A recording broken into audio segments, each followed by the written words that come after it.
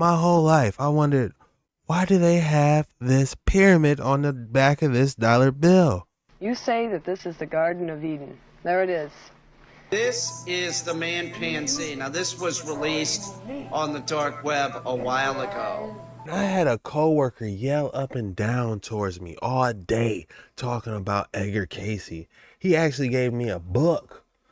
You better lock in and buckle up, bucko, because you're in for another creepy and scary TikTok reaction video. If you haven't already, please hit that like and subscribe button. And remember, you want to be careful on these creepy and scary, weird, strange videos because they might keep you up your entire night and change your reality. And remember, these videos are strictly for entertainment purposes only. It's up to us to do our own research and separate fact from fiction. So let's dive into today's episode. Time out, yo. The missing part of the pyramid is what's on the dollar bill. I don't know why I never thought about that till now, but I feel like there's something about that shit.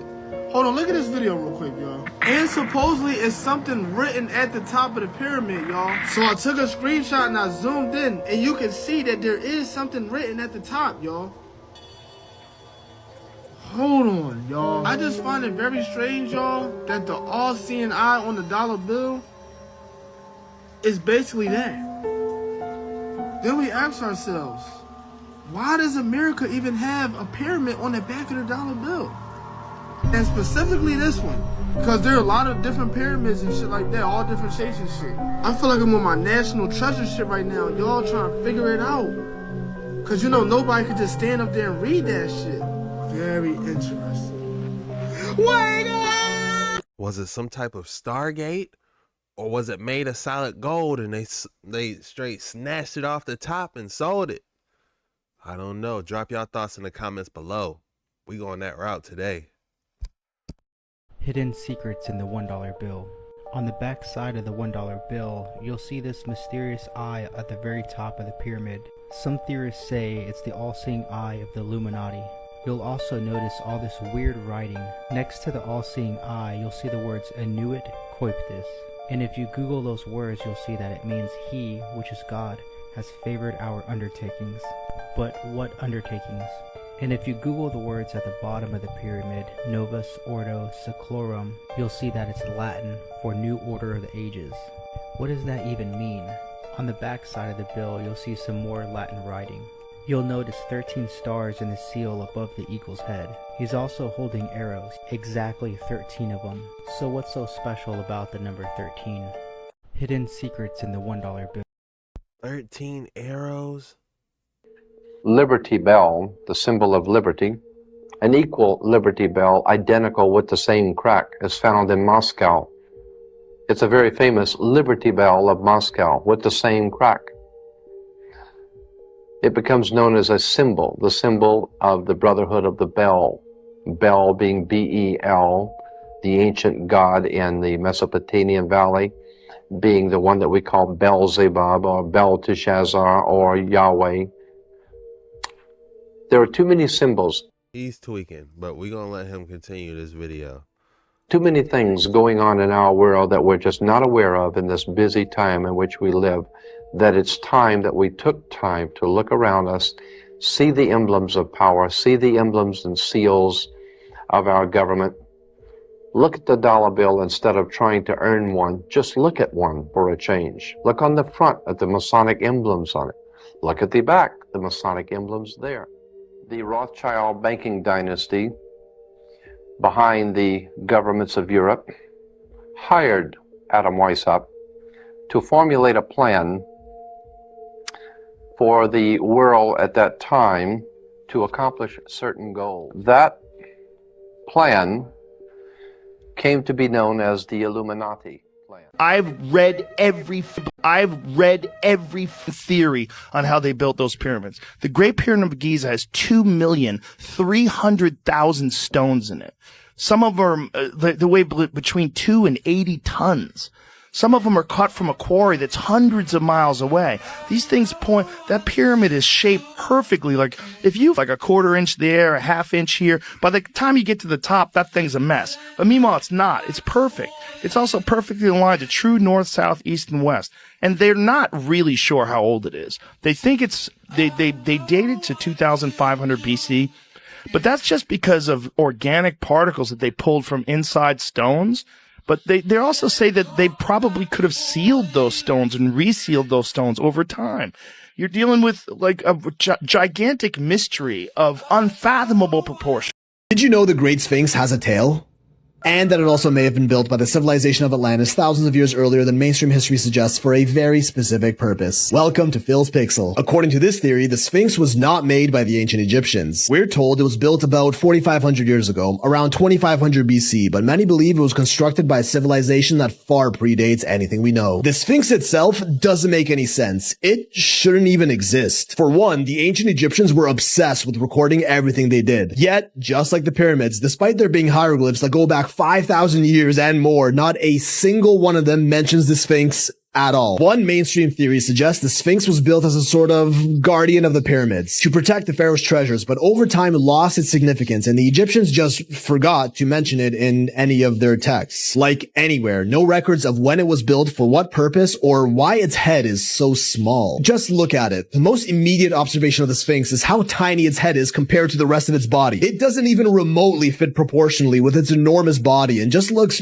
awkward, like it was done by accident. As you may know, ancient Egyptians were masters of proportion with their art, carvings, and statues. In fact, they are quite literally world famous for it. Statues they carved like these are notoriously known for being scarily precise, almost like they were machine made. You're telling me the guys who precisely calculated all four edges of a 146 meter high pyramid to meet perfectly at the top at the same time, a marvel of engineering even by today's standards, made the mistake of getting the head too small on a monument as important as the Sphinx, said to be the face of Khafre, the successor of Khufu, yet many agree it does not look like any other depictions of Khafre across ancient Egypt. As a matter of fact, it appears as if the Sphinx once had a much larger head, thought to have originally had the head of a dog, or perhaps a lion with a full mane, and by the time the ancient Egyptians discovered it, they gave it a facelift, making it look more human and inadvertently ruining the proportions in the process. Cause whoever did build the Sphinx dug it directly into the limestone bedrock beneath it, carving and hollowing out an entire enclosure around it. The blocks that were cut out of this bedrock were used to build the temple of the Sphinx right in front of it, which have mostly deteriorated over time. Now, this right here, this is the part that sealed the deal, all but confirming we've gotten the age of the Sphinx wrong all these years, even among skeptics. With initially doubtful professional geologists like Robert Schoch traveling to Egypt with the intention of proving these fringe theories wrong. Yet, upon seeing it up close for the first time from the perspective of a geologist rather than an archaeologist, he realizes it is scientifically accurate to suggest the Sphinx is far older than we claim, because water erosion patterns around the enclosure indicate that heavy weathering by either strong or prolonged streams of water have occurred here. The Sphinx water erosion hypothesis. He and many others concluded that patterns like these definitely could not have been weathered by natural wind and sand, and also confirmed that these could not have been as a result of the Nile River flooding, leading to one of two choices, either consistent rainfall over thousands of years or super intense flash flooding. Climate data confirms this part of Egypt saw very little rainfall over the past 5,000 years, leaving us only with option 2, powerful floods. And the last era that fits the criteria that aligns with the rock patterns here was around 9600 BC, suggesting the Sphinx to be closer to 11,600 years old, conveniently lined up with the time of the Younger Dryas. And around 12,000 years ago, the Sphinx would have been facing in the direction of the constellation of Leo at the time,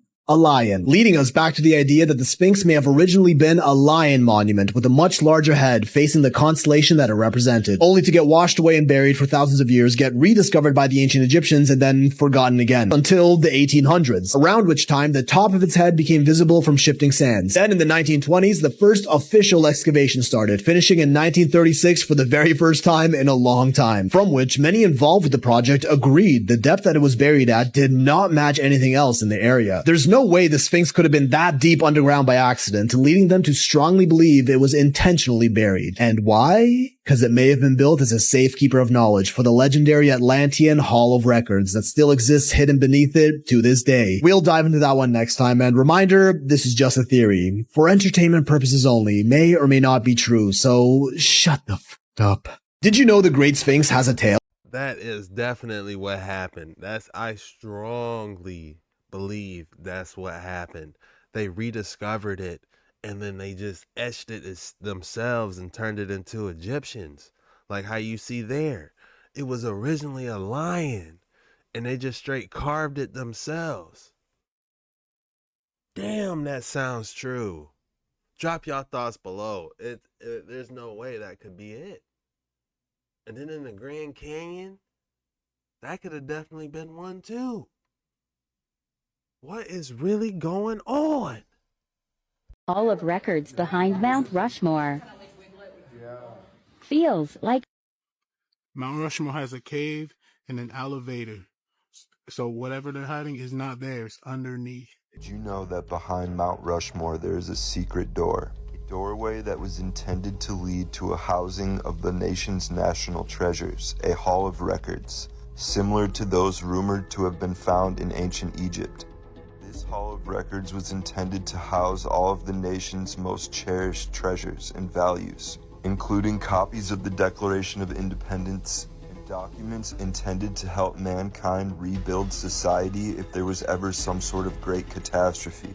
It is said that this Hall of Records was never completed. The construction of Mount Rushmore took place in the 40s, and World War II interfered with the project. The idea to permanently house all of the nation's most important values in documentation and even golden tablets was completely trashed and thrown away. Doesn't it make sense that after the US and the Allied forces won World War II, that they would have finished this project? What is going on? Did you know that behind Mount Rushmore there is a secret door? A doorway that was intended.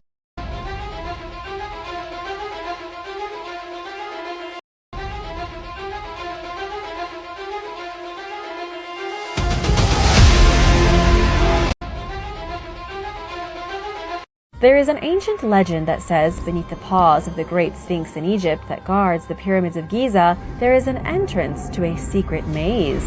Within this maze is a place called the Hall of Records, a library containing the most important texts having to deal with alchemy, mathematics, astronomy, medicine, and magic. You've probably heard of the Library of Alexandria, which was supposed to have been the greatest repository of knowledge in the world. But the secret Hall of Records that's supposedly underneath the Sphinx is home to even more forbidden knowledge and was created thousands of years before the Library of Alexandria. The issue is that nobody actually knows if the legend is the hidden room behind Mount Rushmore that nobody is allowed to visit. Designed by Gutzon Borglum from 1927 to 1941, Mount Rushmore shows giant faces of 4 U.S. presidents. Borglum worried people might forget about his work, so he planned to build a secret room called the Hall of Records behind the faces. It would hold lots of famous Americans, copies of important documents. They started building the room in 1938, but the government wanted them to work on the faces instead. Borglum passed away in 1941 before finishing the room. Years later, in 1998, a vault with records was placed in the hall. Sadly, the room isn't open to the public, but you can see the doorway, which looks like a ruined entrance. The room was part of Borglum's big plan to make a monument that would last for thousands of years. He wanted it to remind people in the future about how great the United States is. This is the hidden room behind Mount Rushmore that... Man, they're lying to us about Mount Rushmore. What is this? What really is Mount Rushmore?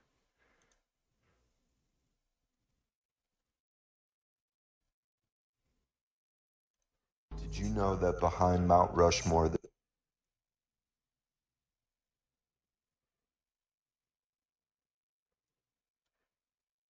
They found the entrance to Atlantis. Take a look at this. This is the gates to Atlantis, the underground world. And this is like where the mer people live and like the gods and stuff. This is Atlantis entrance. Nobody's gonna know. They're gonna know. How would they know? Nobody's gonna know. Nobody's gonna know. They're gonna know. That's definitely what's going on. They trying to hide this face. Look at the eye. That's definitely an eye. a pharaoh eye. Egypt in America. Oh. How would they know?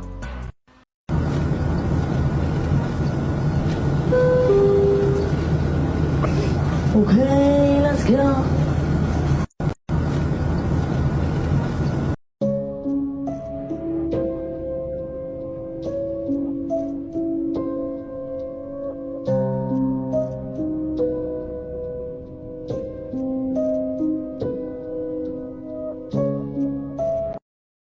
Todos han visto más de alguna vez este famoso monumento. Mount Rushmore is a symbol of patriotism and democracy, and it completely erased the 6 grandfathers in South Dakota. These 6 grandfathers is a sacred rock formation located in South Dakota, and it represented north, south, east, west, above, and below. It is a granite bluff, and it was named by a Lakota medicine man. Now, in the 1920s, this area was looked at as an opportunity to bring in tourism and honor American history. So carved into this mountainside were the faces of 4 presidents. Most of these who committed atrocities against Native people, like George Washington, who ordered the destruction of Native American communities when it helped the American cause. He was also a faux ally. He gained the trust of many Native individuals, speaking out for them, but then had no problem buying up their land to destroy it. Then we have Thomas Jefferson, who believed that Native Americans were both culturally and technologically inferior. He believed that Native Americans should give up their way of life to assimilate. He wanted Native Americans to leave their lands to free up hunting space and agricultural space for European immigrants. Then we have Theodore Roosevelt, who felt that Native Americans were impediments to American settlement. And it's a little ironic that his head is adorned on this South Dakota rock space, because after spending time in the Dakotas, he said that the only good Indian is an unalived Indian. He also called natives wild men. And lastly, we have Abraham Lincoln, who not only had no problem destroying Native communities when it came to the expansion of his railways, but he also ordered the largest mass execution of Native individuals. And he went on to hang 38 Sioux warriors. And they were from the Dakotas, where his face now stands. So these are the worst possible 4 faces to put on what was once a sacred Native American rock. Now, also in South Dakota is the Crazy Horse Monument. And this was commissioned by Henry Standing Bear, who is a Lakota tribal member. And this actually started in 1948. When completed, it'll actually be the world's 2nd tallest statue. And to clarify, this wasn't without opposition. In 2003, a descendant of one of Crazy Horse's aunts said that there was no consensus of the family when deciding to create this, and that if there was a respective culture, this would have never even began. And many traditional Lakota individuals do currently oppose this. But I didn't want to leave it out in case anybody had questions about it. I did not know that. Drop your comments below if you knew that or got any more information on this. Pyramid. That you cannot mistake that for anything else but a pyramid. And it has everything. It's pyramid. Don't argue with me. Have a good day. This is Ames Monument, found in Beaufort, Wyoming. This structure is 60 feet tall, made out of pure granite. They say it was made as a monument to the Ames brothers, who were major financiers of the Transcontinental Railroad. Said to be built in 1869 with no power tools and no way to move these type of granite blocks. Cap. People in that area know that monument was there before 1869. And like the pyramids of Egypt and Central America, Ames Monument also contains passageways and hollow spaces. Over up there, they're fixing that. That's so now we've come into Egypt. It's the Egyptian pyramid.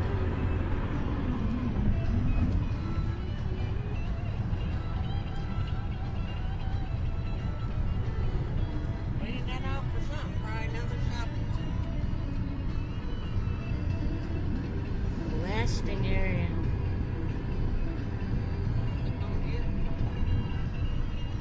They have really cleaned off a big area.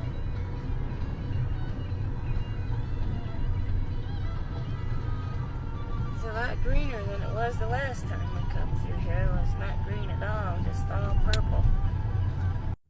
90% of the Grand Canyon is off limits to the general public, which is backed by military services. But why? In 1908, President Teddy Roosevelt decided that he wanted to protect the canyon from timber and mining operations. With this knowledge, a gentleman by the name of G.E. Kincaid, along with the Smithsonian professor by the name of S.A. Johnson, decided that they were going to get a group together to do one final mineral expedition before it closed. What they discovered, however, was completely unexpected. About 40 miles upriver from El Tivar Crystal Canyon, they discovered sediment stains that didn't make sense for Arizona, USA. In addition to that, they also noticed a cavern entrance with steps leading up to it that was clearly a man-made structure. Once inside, they found an intricate underground city that could fit up to 50,000 people.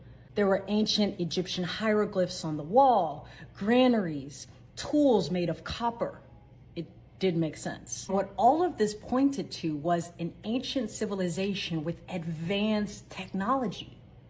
In America, in Arizona, with connections to ancient Egypt. After finishing his exploration, G.E. Kincaid, recognizing the massiveness of this discovery, decided that he needed to go back and take an even larger group and bring the Smithsonian along. But they weren't going to allow him to do that. In fact, they offed him. And now, in 2024, the Smithsonian completely denies all accounts of this and calls it a hoax. Look just like the mountains in Mississippi, I'm not gonna lie. And I'm starting to think, watching the earlier video that started this whole thing, what if this was the first people after the reset that stumbled across these ancient temples? All we're seeing is fresh new reset on top of old civilization on these videos. That's what I'm starting to look at. The entire landscape of America was all ancient Egypt. All right. So let's get into defining the context of Egypt. There are two ways that we can define Egypt, okay? First of all, we can define it simply as Mitzrayim, which is the son of Ham. Now, the word Egypt itself is Greek. Now, of course, we speak of bastardized language as the words are flowing out of my pie hole. We don't really understand the true contextual meaning behind, or the difference behind the contrast of the word Mitzrayim and Egypt. First of all, let's just get down to the foundational definition. The Mitzrayim was not just the son of Ham, okay? Mitzrayim actually has dual meaning. Mitzrah and Ayim actually have two different meanings.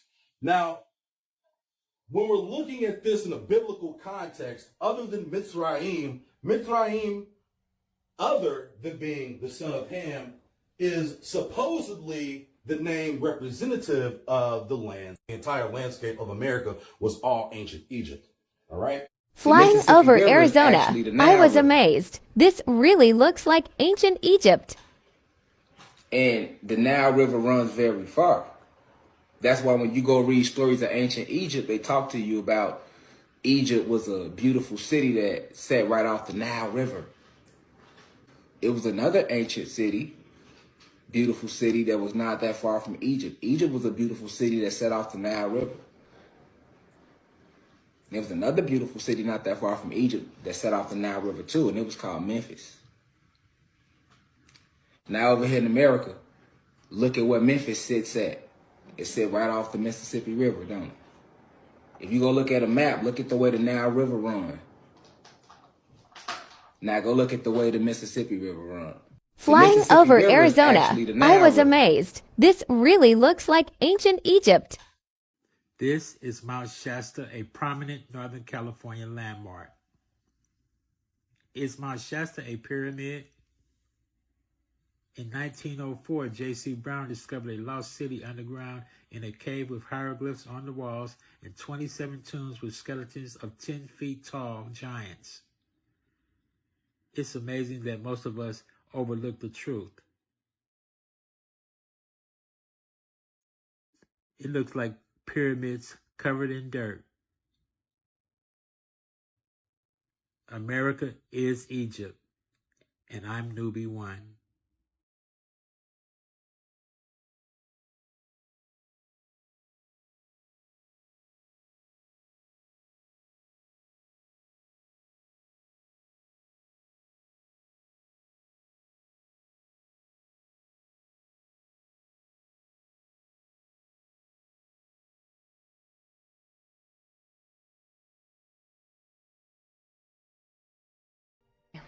You say that this is the Garden of Eden. There it is. Lost City. Amateurs claim to have found 1,200-year-old underwater city with pyramids and energy field off the U.S. coast. Oh my goodness, let's get into it. So this 1,200-year-old city is off the coast of New Orleans in Mississippi. Let's read this. What's down there? Hundreds of buildings that are covered with sand and slits that are geologically related to the Great Pyramids of Giza. So they basically connecting these pyramids with the pyramids of Giza. They didn't talk too much about the energy field, and we know why. But let's watch the video and see what dude got to say about the pyramids he found. Discovered the ruins of an ancient civilization Pay attention. off the coast of St. Bernard Parish. He claims there are large mounds underwater that may have once been the site of a lost city thousands of years ago. Paul Murphy reports local fishermen have long talked about strange and unexplained things happening in that area. The pyramids.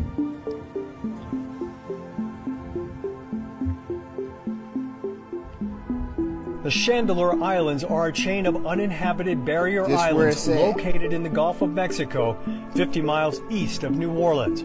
But 12,000 years ago, before a dramatic sea level rise at the end of the last ice age, this area may have been dry land. 3 different search areas. Our ancestors. Retired architect and amateur archaeologist George Gillet believes the site, now underwater, was once home to an ancient civilization.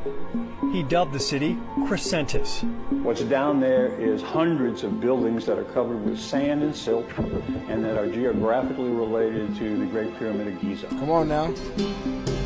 Giza So is when a we city say in northern Egypt is Egypt over here, where ancient pyramids and the when we Sphinx say are located. Egypt is over here. Gillet claims to have found mysterious mounds of granite under Chandeleur Sound. Granite is not native to Louisiana or Mississippi. Somebody floated a billion stones down the Mississippi River. A billion stones? Outside of what would later become Granted, New Orleans. Egypt was in America too. Let me know what y'all think about them finding pyramids in New Orleans in the comments. Like and follow for more wisdom and stay tuned. Have you ever heard of the underground Egyptian city in the Grand Canyon? Hidden within its vast expanse lies a secret carefully concealed from the pages of history. This is a tale of mystery, ancient civilizations, and cover-ups. Let's travel back to the early 20th century. An archaeologist named Mr. G.E. Kincaid from the Smithsonian Institution embarked on a journey that would lead him to an astonishing discovery. Setting off from Green River, Utah, Kincaid and his companion embarked on an expedition down the Colorado River, documenting the unexplored terrain. It was on April 5, 1909, that the Arizona Gazette published an extraordinary article that spoke of Kincaid's findings, a lost subterranean Egyptian city buried within the Grand Canyon. Yet, after this revelation, the story vanished into thin air, leaving us to wonder why. For more than 8 years, Kincaid dedicated his life to investigating this hidden city. The Smithsonian supported his quest, and he meticulously pieced together information that challenged conventional history.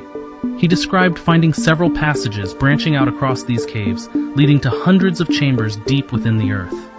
These chambers held astonishing artifacts, including objects as hard as steel and tools that showcased a level of craftsmanship unparalleled by the era's standards. Kincaid's findings hinted at a civilization of Oriental origin, raising questions about a possible connection between Asia and the Grand Canyon. The mystery deepened as hieroglyphic tablets were discovered, suggesting ties to Egypt and the American Southwest. The Smithsonian's efforts led to extensive research, revealing vast chambers adorned with intricate artwork and even mummies preserved for centuries. However, this research was swiftly terminated, as access to this underground marvel was on government land. It's possible that the government preferred to keep this information from the public, altering our understanding of history. Today, we stand at a crossroads of history and mystery, leaving us to wonder about the significance of this subterranean civilization and its potential connection to Egypt and Asia. I take a break. Like I get a 15-minute break on these waters, don't I? The hidden Egypt. Is it possible that the heart of the biblical Egypt was in the Americas? Let's talk about it. Now, when it comes to looking for the geographic locations of certain civilizations, using the description from the books that talk about these civilizations, such as the Bible talking about Egypt, one of the best clues of finding a geographic location of a civilization is to look at the description of the big famous body of water that is next to these civilizations. For example, the most famous body of water next to Egypt, according to the Bible, happens to be the Nile. Now let's take a look at one of the descriptions of what the Bible says about the Nile River. This is Isaiah chapter 11 verse 15. And the Lord shall utterly destroy the tongue of the Egyptian sea, and with his mighty wind shall he shake his hand over the river, and shall smite it in the 7 streams, and make men go over dry shod. So in the book of Isaiah it says that the Nile has 7 major streams. However, when you look up the modern African Nile, it only has 3 main tributaries, 3 main streams. But the Bible states that the Nile has 7 streams. So when discussing ancient Egypt, the focus has to be on the Nile River system of the White Nile and the Blue Nile, which is allegedly the longest river in the world at 4,132 miles long. However, when you combine the Mississippi River system of the Missouri River, 2,540 miles, and the Mississippi, 2,340 miles, you have a total length in miles of 4,890, which is 758 miles longer than the Nile River system that is in Africa. So yes, the Mississippi River system is the longest, which is a strong indication that it was your first Nile River system. So the Mississippi River has 7 major streams, and it flows into the Gulf of Mexico, which possibly could indicate that the Gulf of Mexico was once known as the Egyptian Sea in the book of Isaiah, chapter 11, verse 15. Additional clues can be found with a quick study of the etymology of the name Missouri. You will learn that it's just a corruption of the word Mitzrayim.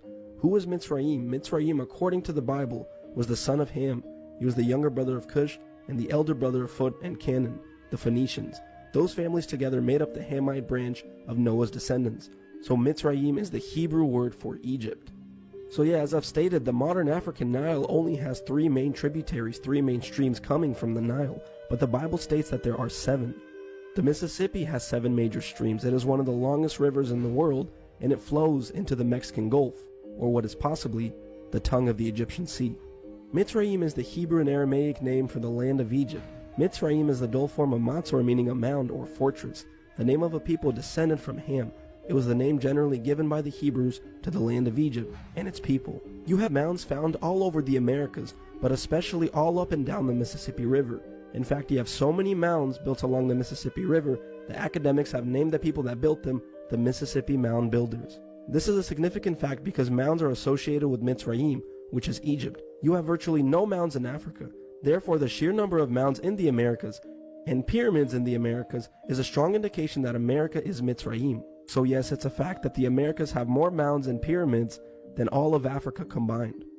Now there are more clues to suggest that the heart of ancient Egypt was in the Americas, such as the biblical reference to ancient Egyptian corn, which could possibly be referring to corn mostly from Egypt, Texas. Since corn is only indigenous to the Americas, and since Texas is still a large producer of corn, for example, in Genesis chapter 42 verses 1 through 3 it says this, "Now when Jacob saw that there was corn in Egypt, Jacob said unto his sons, Why do you look one upon another? And he said, Behold, I have heard that there is corn in Egypt. Get you down thither, and buy for us from thence, that we may live and not die. And Joseph's 10 brethren went down to buy corn in Egypt." I'll show you some other references to corn in Matthew 12 verse 1. I have so many questions. Questions or doubts? The government, why haven't I seen proof? If you did find proof, what would that change? Everything. The truth is everything to me. Truth? It can also bring pain. The hidden Egypt. Is it possible that the heart of y'all would drop your comments below. It's a strong correlation for entertainment purposes only. This is Pyramid Peak, Egyptian Mountain of Kings in Colorado. The Egyptian city in the Rocky Mountains has 4 to 5 cave shrines they refer to as cities that were shrines to the Egyptian deities. The Smithsonian covered it up and they succeeded. Not only does the mountain look like its namesake, it has horizontal ledges exactly like the Egyptian pyramids in Africa. America is Egypt. These mountains look like pyramids covered in dirt. I'm Newbie One.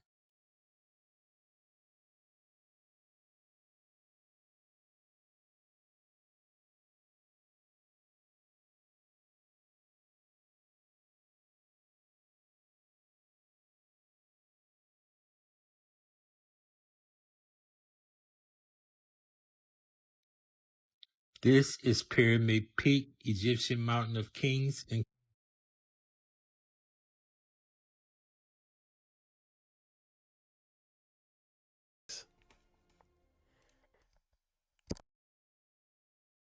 We're not done. We're going to dive even deeper. We're not done. We're going to dive even deeper on Egypt inside America. If you guys love this topic as much as me, make sure you hit that like and subscribe button because we're going to continue to dive even deeper, y'all. Let's go.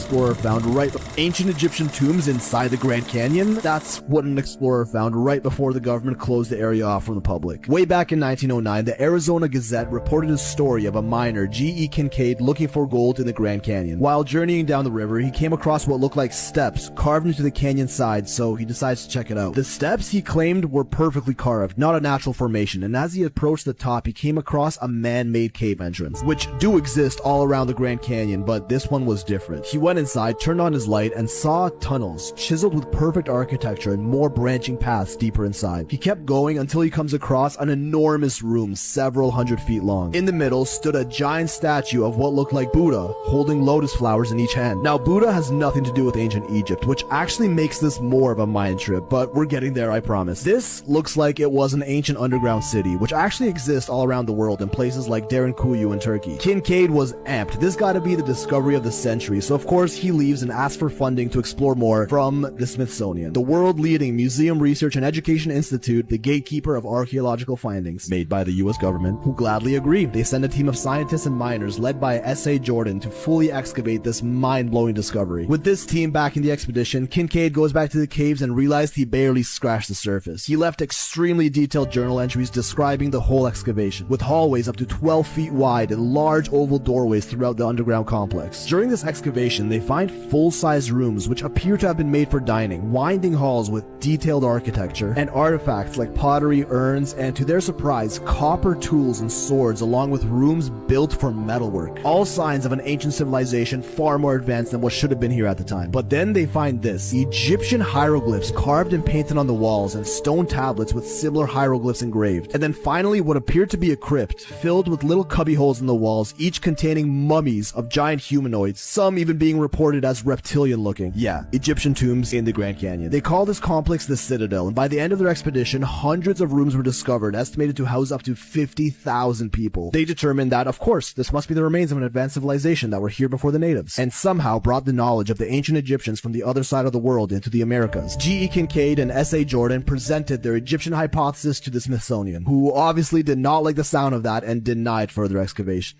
Egyptian hieroglyphs spotted outside of Egypt? Absolute nonsense, right? Maybe, but this isn't the only time that such a claim was made, like the Gosford hieroglyphs carved into rock in Australia, which look almost identical to that of the Egyptians. It's hard to tell exactly how old they are, but of course they're labeled a hoax. Someone else carved them here a few years ago to trick the world. Or the written language of the Mi'kmaq, a Native American tribe that lived along the Atlantic coast, which shares a baffling number of similarities with Egyptian hieroglyphs, two cultures that allegedly had no contact among each other. This one was just a coincidence, of course, just like the Fuente Magna bowl found in Bolivia, with Proto-Sumerian cuneiform script writing on it. That's ancient Mesopotamian writing uncovered in South America. So artifacts of ancient Middle Eastern civilizations found in the Americas have happened, but we just ignore them. To this day, the Smithsonian denies this expedition in the Grand Canyon ever happened. And the stories of the explorers are of course deemed a hoax. So is any of this real? The native indigenous people seem to think so. Native American tribes like the Navajo, Zuni, Acoma Pueblo have legends of a race that existed there before them, even citing the Grand Canyon specifically as the place where the first people emerged from. These myths all speak of either a race of reptilians, yes, we're in lizard people territory now, or giants that civilized the area, building underground cities to protect themselves. The Hopi tribe even have a story about a sky god who, after a series of cataclysms, emerged from a moving star and took the tribe to underground caves in the Grand Canyon region to protect them. The Havasupai people believe the canyon is the home of the Supai, the spirit of their ancestors. The Paiute culture got the legend of the Havmusubs, who also lived in an underground city and had silver tubes that shot lightning that could end a man's life and silver canoes in the sky, which all line up perfectly with the flood myths, not to mention UFO sightings, around the world where godlike beings descend from the sky and gift civilization to humanity. And is exactly why the Smithsonian cringes at the thought of admitting to this, because it would imply that cultures like the ancient Egyptians had overseas contact with the Americas, completely destroying their current narrative of isolationism, which states that groups of humans evolved independently of each other all around the world. Today, this section of the Grand Canyon has some interesting official names for the formations found here, like the Tower of Set, Horus, Isis Temple, Ra, the Cheops Pyramid, all Egyptian names, and these formations have the weirdest, most interesting shapes, unlike those found in any other canyon. Alright, enough yapping. Where is this cave, and can't we just go to it today to prove this once and for all? Really thought it was that easy, huh? The exact area where the Citadel would be found has, of course, been marked off limits by the government. The Grand Canyon has hundreds of man-made caves all over it that are confirmed real, with only 30 that have been officially mapped out, some of which are sealed with steel gates for safety. When amateur explorers tried checking out the region, planes and helicopters would appear out of nowhere over areas designated as no-fly zones, some claiming they can even spot remnants of pyramids and other ancient structures in the cliffs of the canyon, implying the Grand Canyon may actually be the site of a bustling ancient city. Rumors of ancient Egyptian remains in underground cities in the Grand Canyon, government closes the area off, and then planes and drones are found scouting the area. Are they hiding something from us, or am I just gonna get stitched into another Mr. Know-It-All debunking video?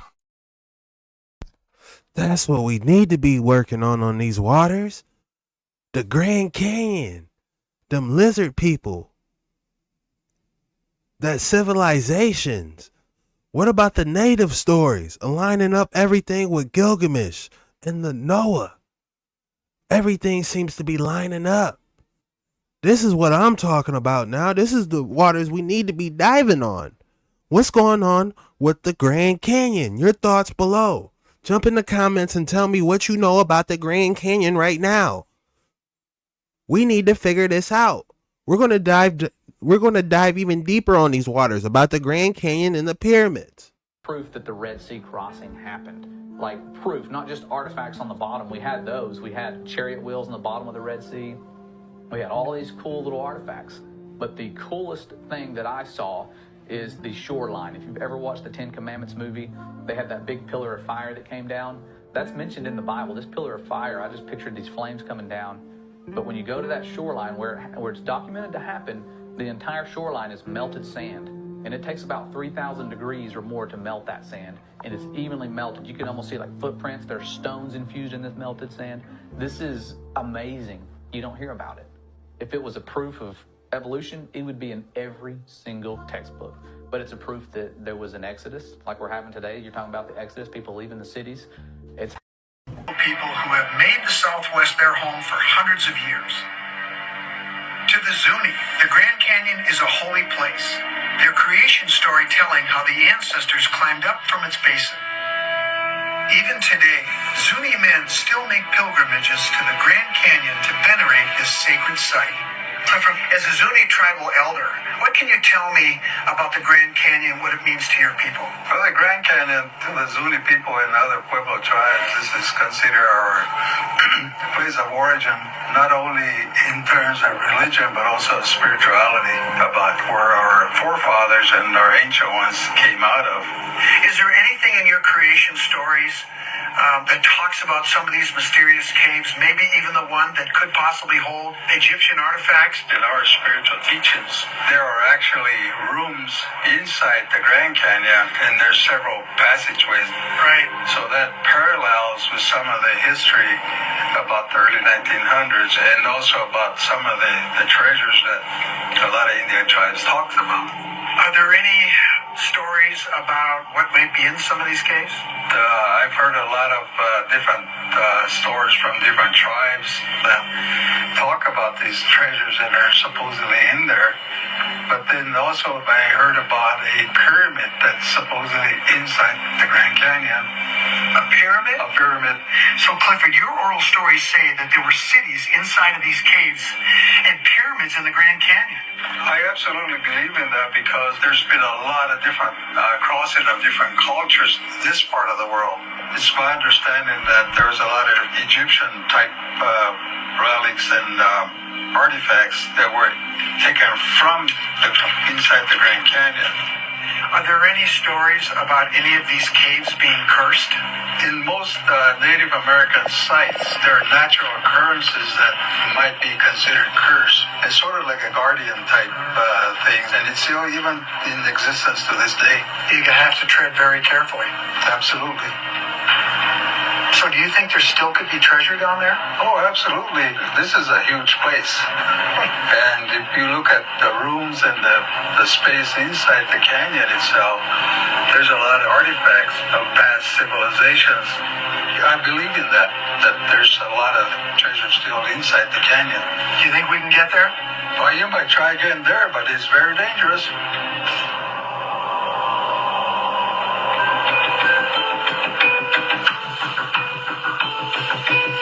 Said it's very dangerous.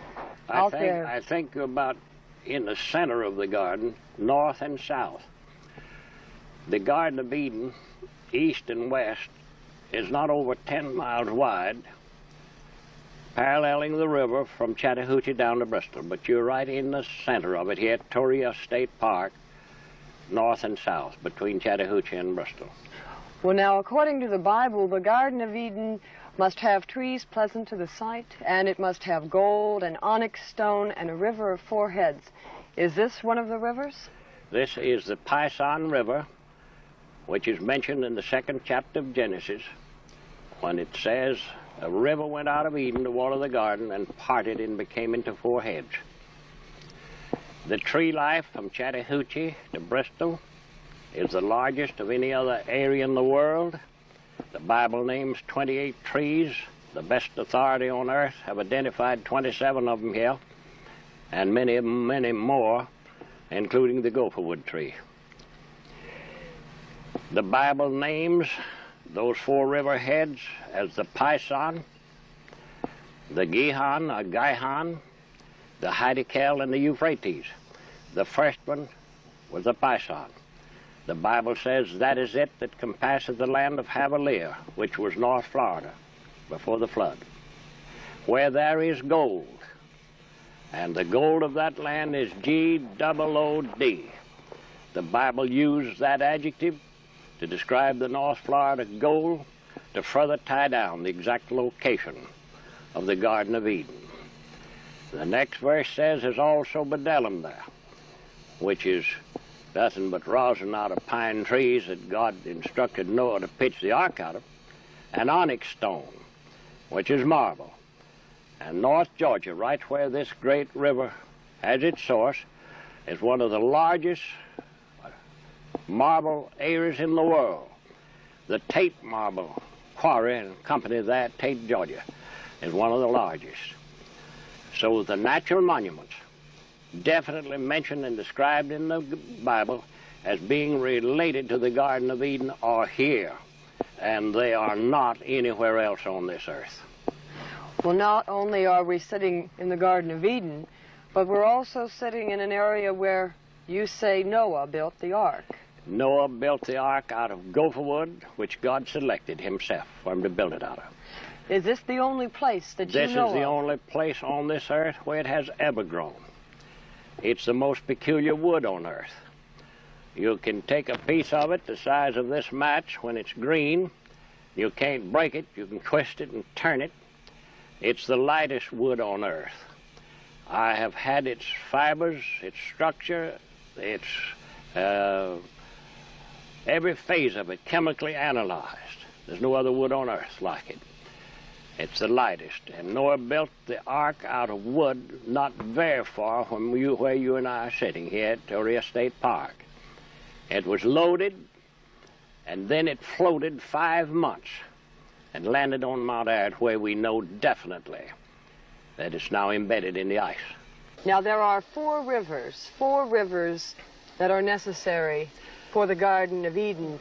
What are the four rivers here? A river went out of Eden to water the garden, says the 2nd chapter of Genesis, and it parted and became into four heads.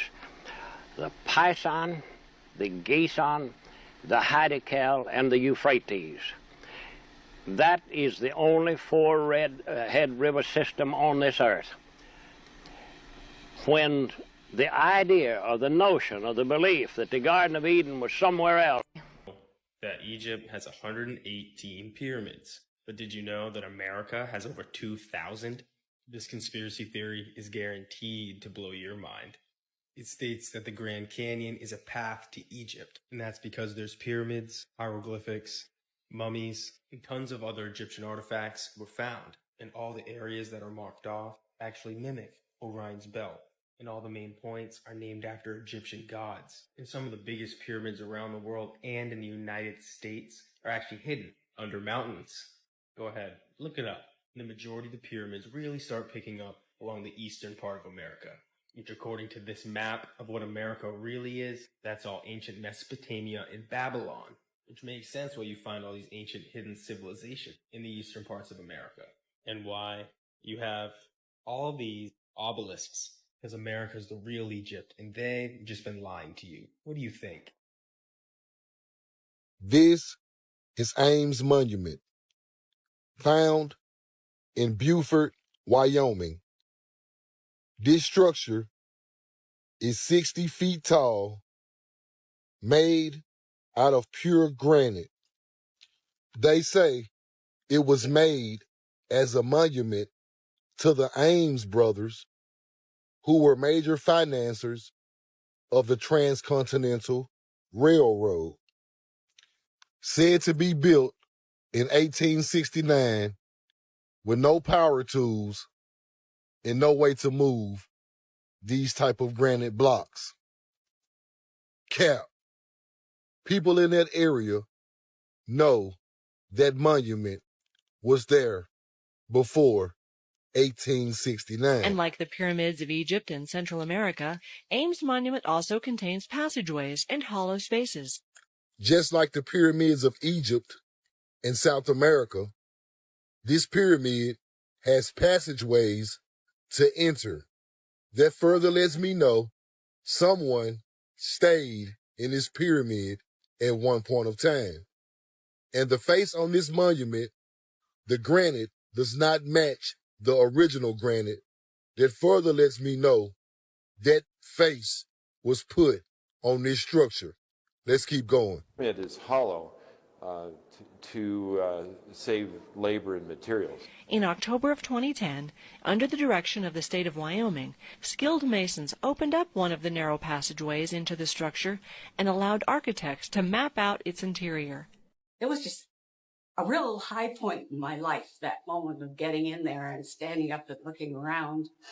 To walk around in it, there's like a 6-foot passage that goes around the interior of the pyramid around a central mass. And the stones that are in there kind of hang out and jut out, and they're very crude, and there's no floor to speak of. It goes up and down, and at the corners in the interior are some columns that you can go through, and in one corner there is carved out sort of a bigger room-like. And so there may have been gatherings in there of the workers. Gatherings of the workers inside of the pyramid, huh? Cap. Look at these stones on this pyramid.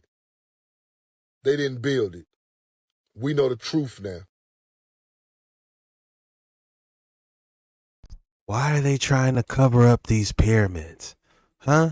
Began to explore and found massive. That's why all archaeologists was riding down the Grand Canyon, the Colorado River through the Grand Canyon, and saw these caves and began to explore and found massive hieroglyphs, sarcophagus, mummies, and a chainway of a wagon wheel spoke that had roads going out as you went into this cave and went deeper down into it. Yeah, there are portals, and yeah. And in Arizona, they have what's called South Mountain and God's Gateway. And Arizona is a very important part because the Vatican has an observatory with the only binocular telescope looking through a golden binocular telescope, and the telescope is called the Lucifer. In Arizona. Yes, on a sacred mountain of the indigenous people. And they do a lot of stuff on these sacred mountains, man. Because they know it's portals and it's aligned with the heavens. This is why we knew to be in certain places at certain times of a season. And that these alignments bring down energy. And if you know how to use your energy, just like the Pyramid of Giza, it's not a tomb. It was a transport station in which the way that the outside of the pyramid was built, covered with limestone and a gold cap on the top, the bim stone. When you go inside in the King's Chamber and the Queen's Chamber, there was a sarcophagus. And the way in which the granite, remember I said Georgia's the granite capital, when you take that granite and you pitch it in certain ways to where you get acoustics, to where when you go into a mantra and you put that person into a crystal granite sarcophagus and you began to transport through the mantras of vibration, his spirit can travel back into the cosmos, or it can bring people into what we call a wormhole.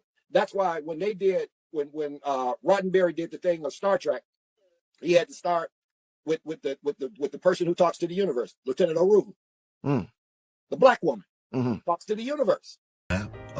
As it being written in the Old Testament, it's a map of the Old Testament, the land of Israel, also the land of Egypt. Now what we would call some Hebrews actually have found this. They got it, I guess, from our own land, and they had this map up on their site, and guess what happened? They took their channel down. Let me go ahead and read to you. The America is the Old World, Volume 2. This is a book, The America is the Old World, Volume 2. You can get this on Amazon. It says here in Figure 3, the Old Testament map of ancient America shows you that Lower Mesopotamia, or Lower Egypt, Babylon, Israel, Jerusalem, and Moab are all on this map. Ancient Mesopotamia was in the Americas because Ameru was a Sumerian Akkadian god of the Amorites, aka mound builders. Now, you know, you go through St. Louis, you go through Tennessee, you go through, even in Georgia, there were mounds that they completely tore down. Those were the ancient people who had copper-colored skin. Those were their grave sites. Let me keep reading. The Ameru, which is called among the Moors, the oldest indigenous people in the world, according to the United Nations. Now, let us see if we can tie the Sumerian god Ameru to the Western serpent or the dragon, to the ancient tribe of the people of the Americas. Well, the Ameru, Wichita, or the Dihamandi Moors are the oldest indigenous people on the planet, according to the United Nations. The original name of America was Ameru, according to Webster's 1936 Universal Dictionary. The word American is defined as an aboriginal or one of various copper-colored natives found in American continents by the Europeans. The original application of the name was Ameru, before it was America. So the people that were here were copper-colored just like Christ. Because these people fell because of their sins and worshiping snake gods, dragon gods, they went away from the original God. The first commandment, thou shalt not have any other gods before me. Genesis 1.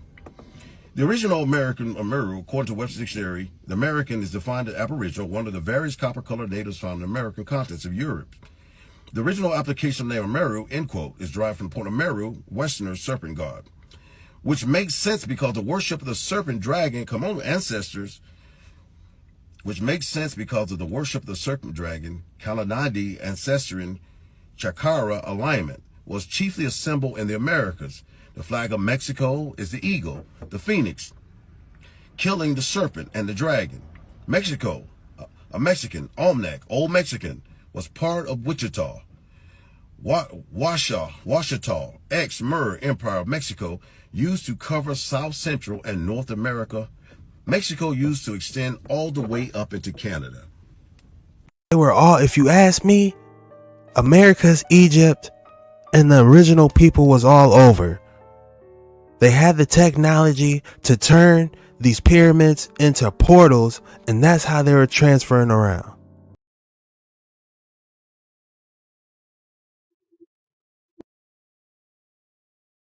So what happened here and what made this? What type of atomic beam did this? A little over 100 years ago, this is what Cherokee Indians looked like in North Carolina. I don't know about you, that looks like a brother to me. Now keep in mind, this man is native to America, right? He would actually be technically classified as a Jew. That would then label him as God's people. Therefore, he would be owed some money. Fast forward in today's society where this man was reclassed into a Negro, and I'm going to show you how they did it with this process of reclassifying Indians to Negroes. Have you ever heard of this man? Walter Ashby Plecker. This guy was the first register of vital statistics for the state of Virginia. Good old Walter. Let me tell you what he did. He had some pull. And what he did was he classified citizens into two simple racial categories. And that was white and colored. All Mr. Walter could see was in black and white. Mr. Plecker then categorized any dark individual to colored.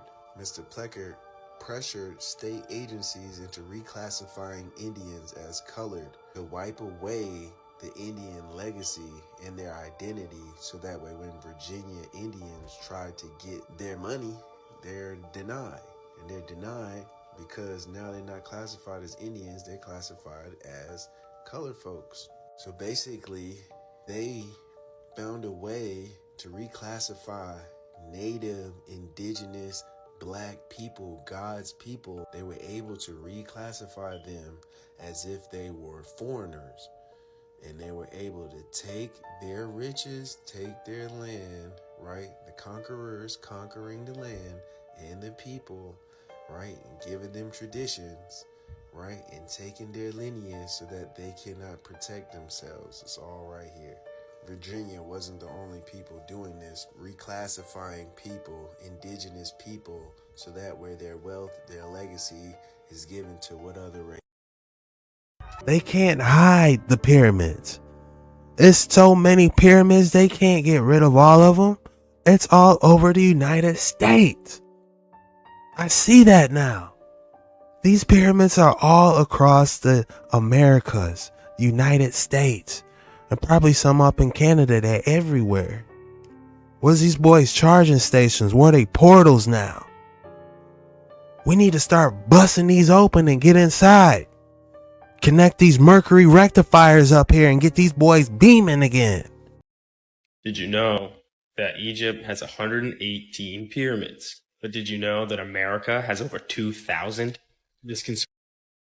He hit the nail on the head. I'm convinced. Conspiracy theory is guaranteed to blow your mind.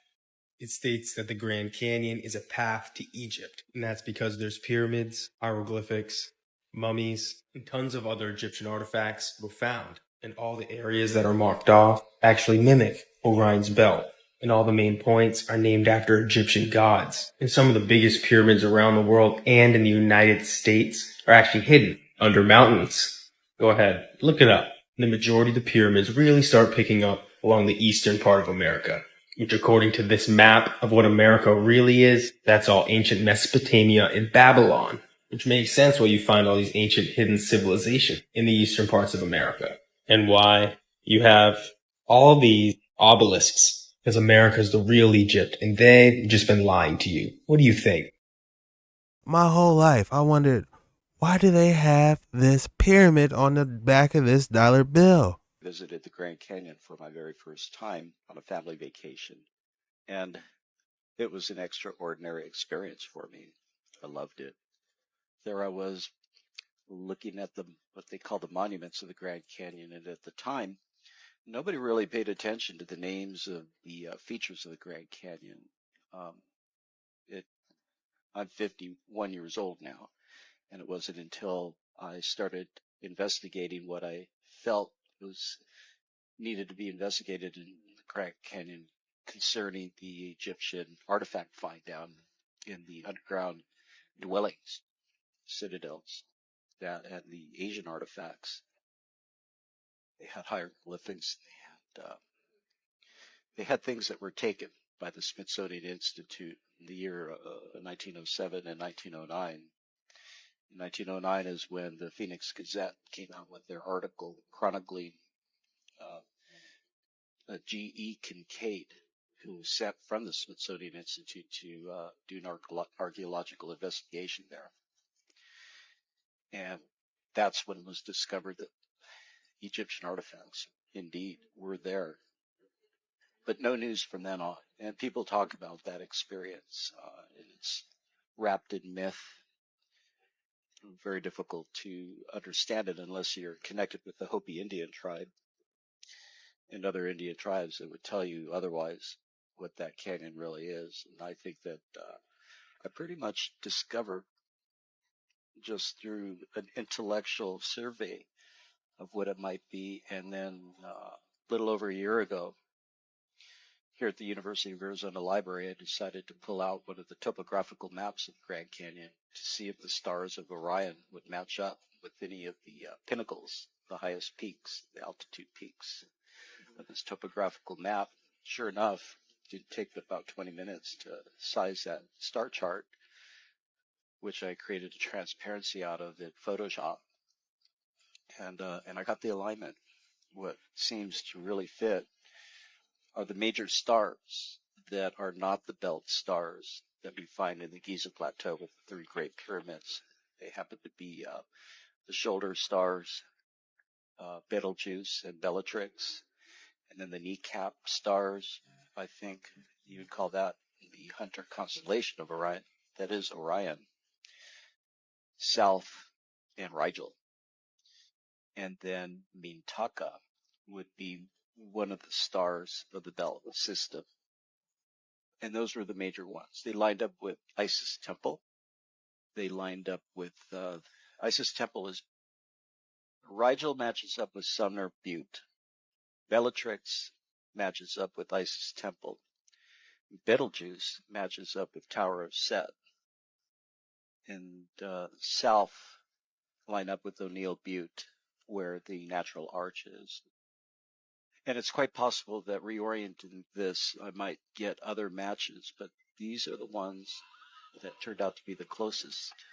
So the ancient Egypt, the original one, not the one that we know of today, is actually in America. Let's talk about the Grand Canyon. TikTok, this is only for entertainment purposes only. Alright, so there's been a lot of speculations and theories going around about how the Grand Canyon is the path to Africa, and how America is really ancient Egypt. I mean, if you really look into it and do your research, a lot of interesting facts you will find on this topic. All right, so supposedly back in 1909, there's two archaeologists who supposedly found a lot of ancient artifacts, Egyptian artifacts back in the Grand Canyon. According to this article right here, the Professor Jordan and Kincaid stated that they found hundreds of Egyptian artifacts in those tunnels of the Grand Canyon that dated back to the era of the ancient Egyptian king Ramses, somewhere around 1250 BC. I mean, when we speak about Egypt, what's the first thing that comes to mind? It would be pyramids, right? But did you know that the most pyramids and the most ancient pyramids is found here in North America? And if you include South and Central America, it's not even a contest. As a matter of fact, according to this article right here, pyramids in America first appeared 5,000 years ago. Nearly 2,000 different pyramids can be found in North, Central, and South America, from Peru to the United States. Now, let's dig more deep into this. Let's talk about the most known ancient Egyptian god, Horus. He's basically the son of Orion and Isis, the divine child of the Holy Family in Tyre. So he is depicted as half human and half falcon. I mean, if you Google what type of falcon Horus was, two comes up in mind. One is the linear falcon, and two is the peregrine falcon. Now, the peregrine falcon, I hope I'm pronouncing it right, is also known as a duck hawk, who is native to North America only. I mean, but scratch that. Let's talk about these two pictures right here. The picture to the right is the picture of Horus, and the picture to the left is the aplomatic falcon, which supposedly Horus was basically patterned after the Apamado falcon, which is also only indigenous to the Americas. And you know what I found even more interesting? In this article that was published in 1930 about Boy Scouts discovering an Egyptian Sphinx in Mexico. You can take a look at it, pause it if you want. Yeah, you know how they like to hide the truth. Also, I'm just going to set this video right here. Now, I'm not sure who's the original content creator of this video. If someone does know, please tag them in the comments below. But take a look at this right here. Gonna know. Nobody's gonna know. They're gonna know. So was America really the true old world? Oh yeah, and there's way more proof and facts that leads to America being ancient Egypt. Stick around for part 2, and we're going to dig more deeper at how the path to Africa is through the Grand Canyon. Stay tuned for part 2. This is only for entertainment purposes only. TikTok, this is all a lie. I'm just having fun. Alright, let's get into this. America is really ancient Egypt in the Grand Canyon part 3. Alright, so I know I talked about how the Grand Canyon is really the path to Africa, or how America is really ancient Egypt, but let's dig more deeper into this, shall we? For starters, let's talk about this picture in the background. Now, this picture is a picture of the Grand Canyon, and this is Vishnu's temple. So I just want you to take a good look at this picture. Now, if you're really studying this picture and really look at it, you can almost kind of make out a figure in the rock formation. Now, I want you to take a good look at this picture right here. This picture is the Great Sphinx of Giza. Now let's put 2 and 2 together. It almost kind of looks the same. If you really look at the photos of each, just really pay attention to the rock formation of both photos. Oh, but wait, there's more. Let's get more deep into this, but I'm gonna need y'all to follow me. Okay, so as I mentioned in my previous videos of this archaeologist named Kincaid, how he...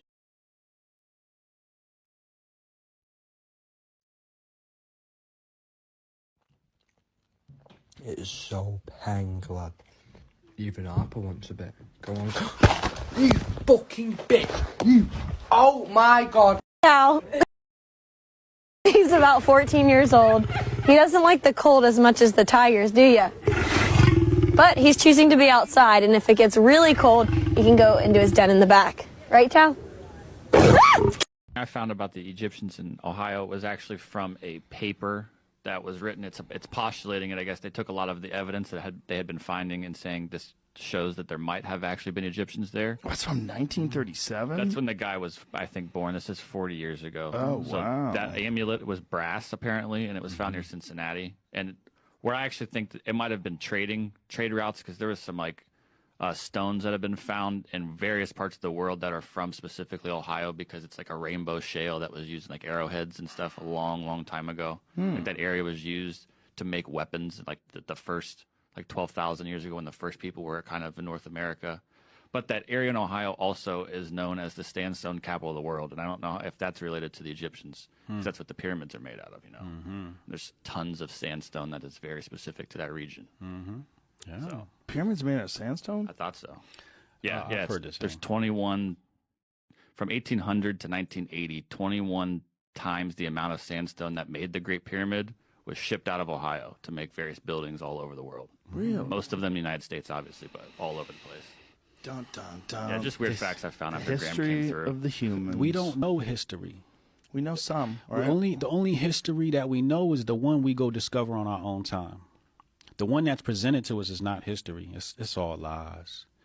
Well, it's not all lies. All of There's some lies. I found that too. I didn't Lost civilization in Grand Canyon was, Egyptian? Yeah, the Smithsonian published some stuff in 1909, wow. I guess, that where all this came from. There was an article that got written, and I don't know how much of it they proved or was proven, or it was just newspaper.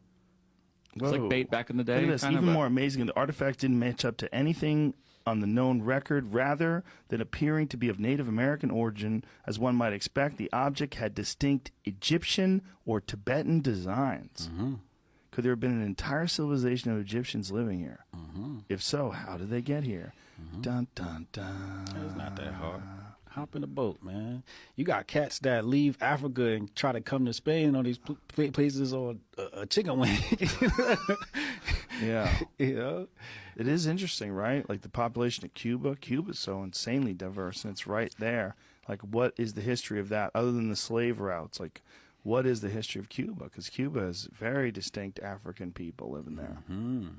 The whole Caribbean, all that whole area is has a lot of African roots to it. But it's just a place that was conquered by the Spain, you know, by the Cortezes, you know, those type of people. What really disturbs me is there's no way to know exactly what happened. It's like you're piecing things together based on artifacts and historical record, things that people wrote down, and journals and logs. And there's people that have traveled. So, again, I've studied it so long ago, but I remember reading primary source from somebody that traveled with Cristobal Colon, a.k.a. Christopher Columbus. And he was saying very specific things about his accounts when he reached these different places.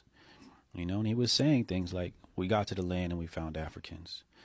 And I remember him specifically saying, so no matter where we go, we find Africans. And he said it as if he was disappointed. And then they started talking about, like, you know, they started talking about their culture and describing their culture. You just got to go look at the people that travel with Cristobal Colon, and there's some firsthand accounts there, and they're very honest about it, you know. Dude, I'm going to look into that now. That's very interesting. I'm going to ask Graham about that, too, what he knows about it. Yeah. He's studied, I mean, especially on his latest book, he studied a lot about the various cultures that made it to North America and South America. Okay. Yeah. It's just very rich in history. Very, very rich in history. Question of no fucking way, boy.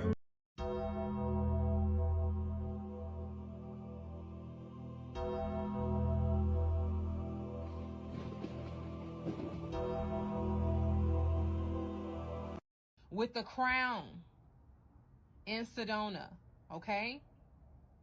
These things are real, you guys, and nobody's on here trying to make you believe it. You have to see these things for yourself. The lion heads are in Sedona. The rocks have been worn. Look at the Olmec, the statue of the Olmecs in Sedona, you guys. Sedona, Arizona.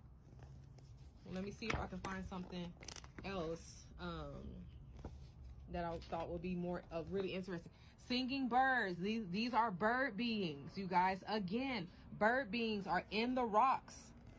These are ancient temples in Sedona from ancient Atlantis. They try to say that Atlantis is a fable, is a myth. No, it is not. It predates Kemet. Okay? Okay, queens and kings of Sedona, Atlantean queens and kings. These are the queens and kings of Atlantis, okay? Carved within the rocks in Sedona.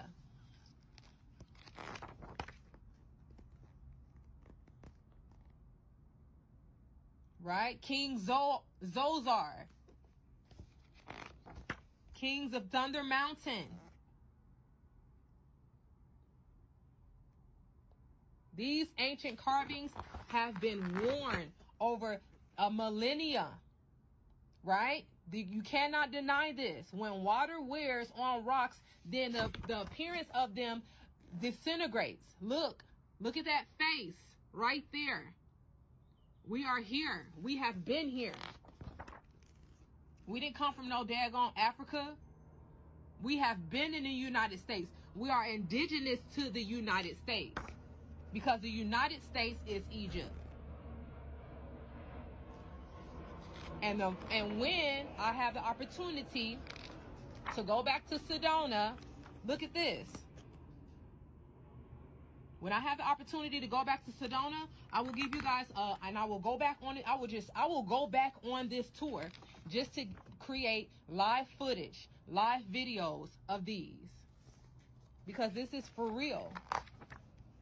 This is for real. Nobody playing like no games. Like we're not clout chasing. We trying to get you hip to your own fucking lineage. We're trying to make you aware of your power, because they got you thinking that your power is somewhere across the ocean. No, it is not. Your power is right here in the United States.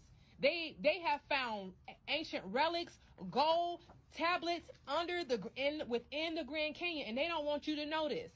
The more they have you looking far away from yourself, the longer it would take for you to come and step into your true power.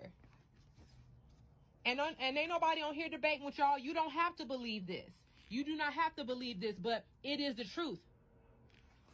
Because I have seen this with my very own eyes. This is Thunder Rock. This is a temple. I stood on the mountain right across from this, and it's a ancient temple sitting right there in front of us. People go to Sedona all the time because they know this. People don't know this before our people know this. The Asians, they stay in Sedona. The Anglos, the Caucasians, they stay in Sedona because they know what's there. Do you understand? And it is us who are original from this place who don't even believe, right? Look at that. That we are from this land. This is our land.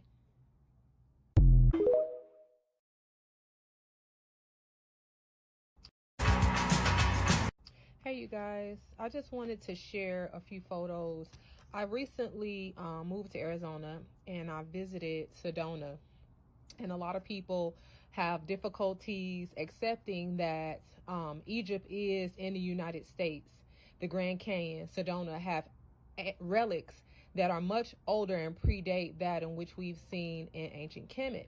And so I just wanted to show you guys this in the book. I went there on my own. I actually had participated in the tour of these ancient relics, and I've seen them with my own eyes. The next time I go to Sedona, I will definitely do a live video so that people can see this. But as you can see, this is Osiris. This is a monument that was built in Sedona. You can see the rocks are red where the rocks were underneath the water. That means that this place was underneath water. The Great Flood. The rocks are red. When the water oxygenates the sediments, they turn red. Okay? And then you can see in the rocks as well, Isis. This is in ancient Kemet. This is in Sedona. There is no denying what you see right in front of you. I have seen these ancient statues with my own eyes. You can see her curves and everything is right there. But this is just a book that they give us from the tour. This is the Temple of Isis. That is her freaking throne. Listen, you guys, this is in Sedona. And when you go to the Grand Canyon, there are some other gods that have written books that have shown these things. Here is Thoth. Thoth is the bird being. You can see his beak and everything sitting right here. This is the ancient Kemet. This is in Sedona. Ra in Sedona. Thoth in Sedona. Thoth in Sedona. Okay. This is also Horus in Sedona. The rocks are worn.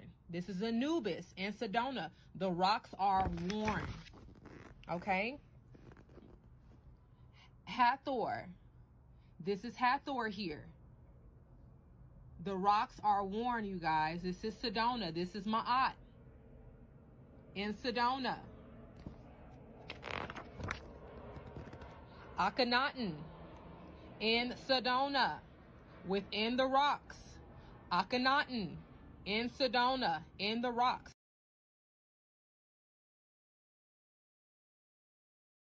That does kind of resemble something a little bit.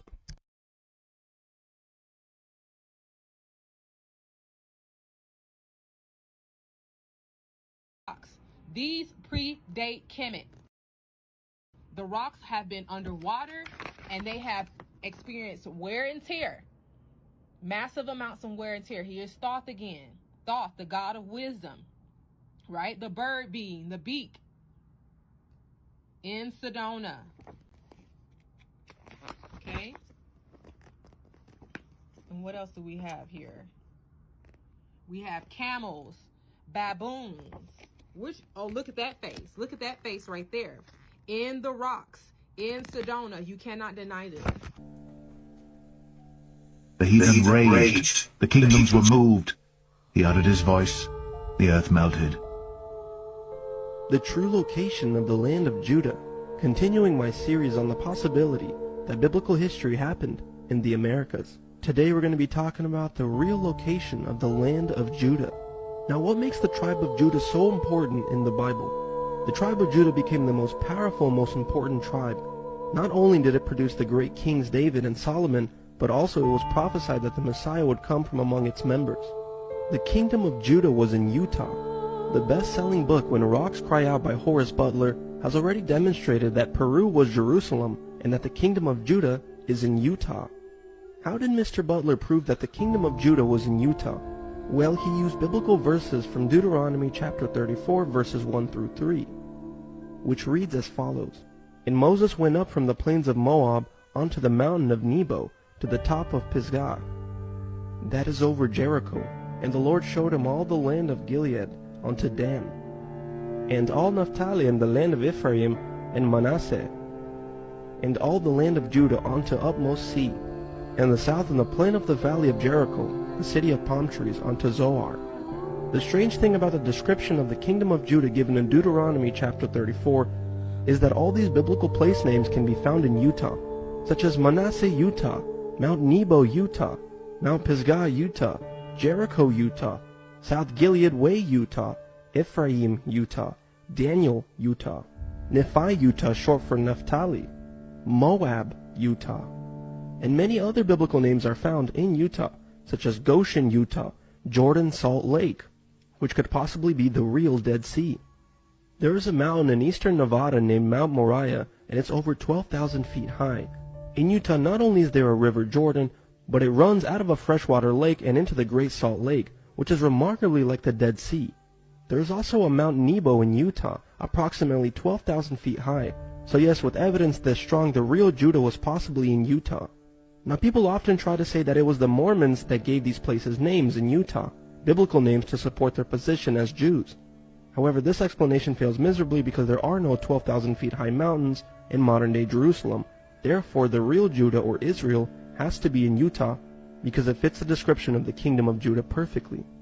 Now, one of the criticisms I would get for looking into the possibility that much of biblical history happened into the Americas is that I'm stepping into Mormon territory. However, I do not believe in any denomination whatsoever. So just because I look into the possibility of biblical history happening somewhere else doesn't make me part of any denomination. I also believe that we should limit our use of technology such as social media and artificial intelligence. Hey, he said he couldn't have said that any better. I'm with him on that. But that doesn't make me an Amish. So often people say that the reason Utah has all these biblical names was because of the Mormons. But the reality is all these names were given by the natives found throughout Utah. Such as the name Utah itself, it is derived from the name of the Oti tribe. It means people of the mountains in the Oti language. According to other sources, Utah is derived from the Apache named Yuta, which means tall. In the Spanish language, it was said as Utah. Subsequently, the English-speaking people adapted the word Utah. There is no J in Hebrew, therefore Judah is Yuda, especially when you consider the fact that the J and Y have the same meaning and numerical value and are interchangeable as a result. Now, all across Utah, you have fascinating rock formations, very unique compared to the rest of the Americas. And one of the most fascinating places in Utah is Moab, Utah. In the Bible, Moab comes from the name Moabites, which belong to the same ethnic stock as the Israelites. Their ancestral founder was Moab, a son of Lot, who was a nephew of the Israelite patriarch Abraham. The Moabites were known to be the enemies of God's people. The kingdom of Moab would constantly mistreat the Israelites. And as a result, to punish the Moabites for mistreating the Israelites, God destroyed Moab's kingdom. And as I've mentioned before, one of the most fruitful things you can study in the Bible is what God's wrath looks like. Whenever God shows his wrath in the scriptures, it often seems to be in the form of a consuming fire. We see examples of this in the story of Sodom and Gomorrah, where God made it rain fire and brimstone. But Sodom and Gomorrah is not the only kingdom that experienced a consuming fire. Many kingdoms throughout the Bible have experienced God's consuming fire, including Sodom and Gomorrah and the Egyptians, but also the Moabites, such as found in the book of Amos, chapter 2, verse 2. But I will send a fire upon Moab, and it shall devour the palaces of Kerioth, and Moab shall die with tumult, with shouting, and with the sound of the trumpet. So throughout the scripture, God says that he destroyed Moab with a consuming fire. And what do we find that's very interesting in Moab, Utah? All throughout the location of Moab, Utah, you find very fascinating rock formations. Now, we're told in school that these are the process of natural erosion through millions and millions of years. But what if Moab, Utah is That looks like those Tartarian buildings. Tell me that doesn't look like those Tartarians. Hold on, Moabites. Where have I heard? Moab. The Moabs did it first. Moabites. Hold on. is the result of God's consuming fire. And this place is the true location of the Moabites that got consumed by fire. The first example I want to show you of fascinating rock formations is the church rock just south of Moab. It's a very interesting, fascinating rock formation that looks like it possibly in the past was once a temple. The look of this structure doesn't look like it was the process of natural erosion, but it looks as if it used to be some kind of monument that went through a cataclysm. And we're just simply told that all these fascinating rock formations are the process of nature and just natural erosion through millions of years. But when you really look around all across Moab, Utah, and just all across Utah in general, these rock formations look like the layouts of cities. As the Bible states, God's wrath is a consuming fire, and that he will cause kingdoms to melt like wax, making them pretty much unrecognizable from their glorious original state. So yeah, all across Utah, Moab, Utah, you find very interesting structures that possibly were pyramids, and kingdoms, and castles, and idols. But we're just told, oh, this is nothing interesting, this is the process of natural erosion. So now the famous old questions that a lot of believers like to ask. Why would the devil lie about biblical locations? Why does it matter? It matters because it hides true biblical history, and it also hides proof of God's wrath, and what God can do to an entire kingdom in the blink of an eye. I hope you guys found this very fruitful and interesting. Bottom of the Grand Canyon. While the 1850s saw the Grand Canyon bustling with gold mining activities, the sheer volume of gold that was unearthed caused the market value of gold to plunge. There is something hiding at the bottom of the Grand Canyon. While the 1850s saw the Grand Canyon bustling with gold mining activities, the sheer volume of gold that was unearthed caused the market value of gold to plunge dramatically. To prevent further devaluation, the site was promptly shut down and designated as a protected area, barring anyone from further exploiting its riches. Yet the canyon's mysteries didn't stop at gold. Seth Tanner, an intrepid explorer of his time, delved deep into one of the Grand Canyon's caves and reported an astonishing find: ancient Egyptian hieroglyphs. Building on this discovery, Tanner put forth a riveting theory.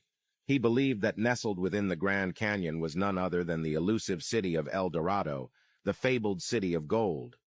If Tanner's theory holds water, it would mean that the heart of the canyon conceals an immense treasure. The implications of such a find would be colossal, potentially destabilizing the global gold market. Now, years after Tanner's claim, a new generation of enthusiasts and truth-seekers have taken up the mantle, venturing into the Grand Canyon in hopes of unveiling its secrets. What are they actually trying to hide in the Grand Canyon? But if we look at those excavators that was digging up all off the coast, I'm pretty sure they could have hit the Grand Canyon, or they could have already got what was already there.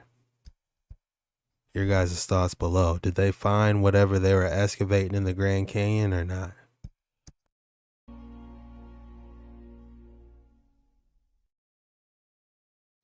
The basalt columns are likely a particular kind of plant, and not all of the giant trees of the world are formed from basalt columns, but other silicon structures. The giant trees were diverse in species and type, much like we see in our trees today. Not all of what we've learned to call mountains are giant trees. Eyes exposed to the light take time to adjust, but you will start to spot the difference. This is not a volcano. It's a pile of loose waste that was generated and piled up by giant machines. It has a perfect cone shape, like all loose structures. Lava and volcanic ash contain high levels of silica. They piled the grounded silicon and chemical waste of their activities here. These chemicals sometimes react with each other and sometimes burn. Any farmer will tell you compost heaps can start to heat up to the point of spontaneous combustion. The microcosm and the macrocosm.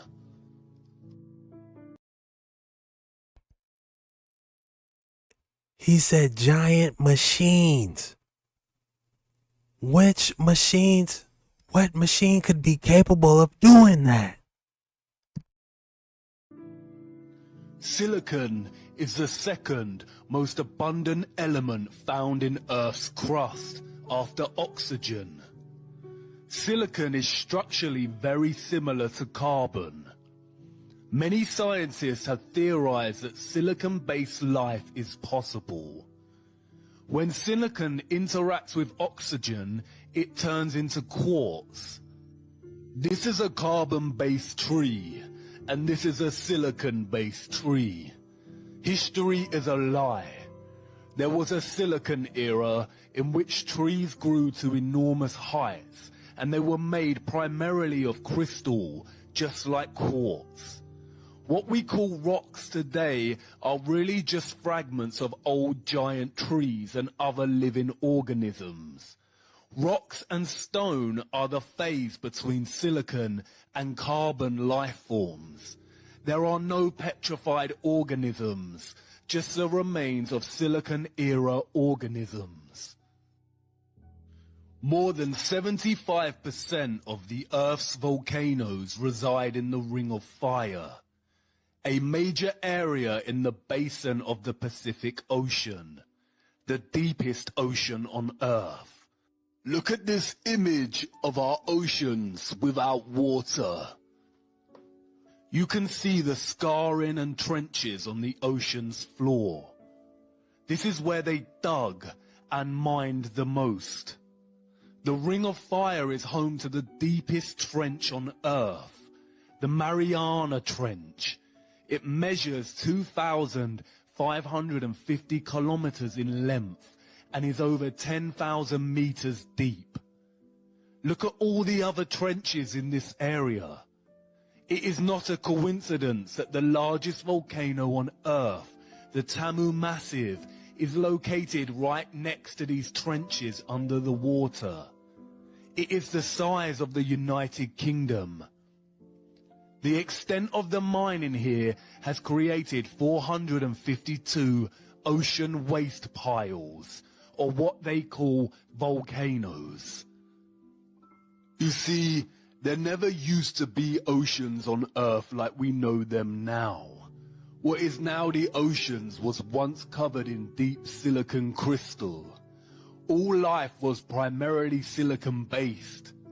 Silicon does not need water to grow.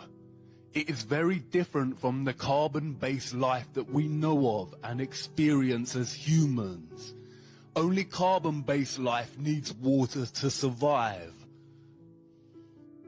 Scientists have found an unusual amount of carbon in the ice of the Earth's poles that dates back thousands of years.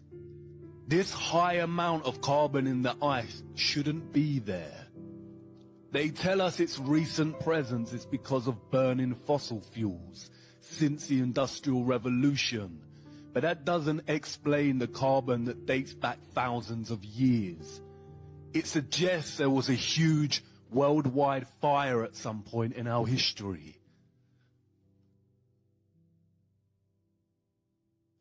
Carbon was brought into Earth. Silicon is usually bound with oxygen. We are told that in order to reduce the silicon to its purest state, which means removing the oxygen molecules, carbon must be used. Silicon is purified through a reaction with carbon in the form of coal, charcoal, and heating to 2,000 degrees in a furnace. They mined the silicon out of Earth and harvested the giant silicon trees and used a vast amount of carbon to purify the silicon.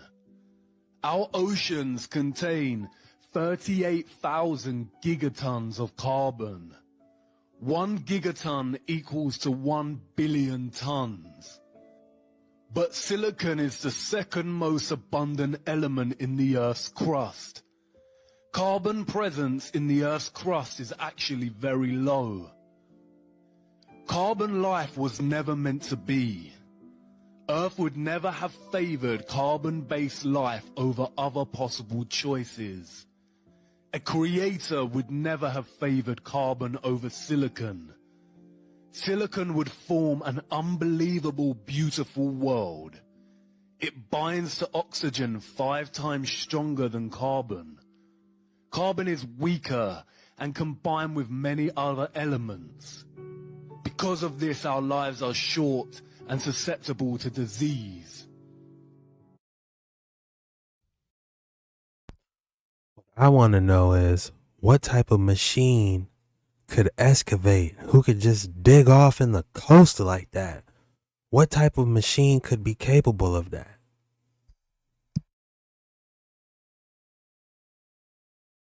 What I want to know is what type of machines could be capable of digging it out.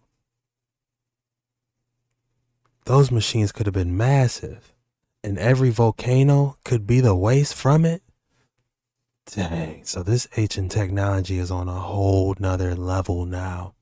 Your thoughts in the comments below. What type of machine could be capable of doing that? Who could dig off into the entire coast?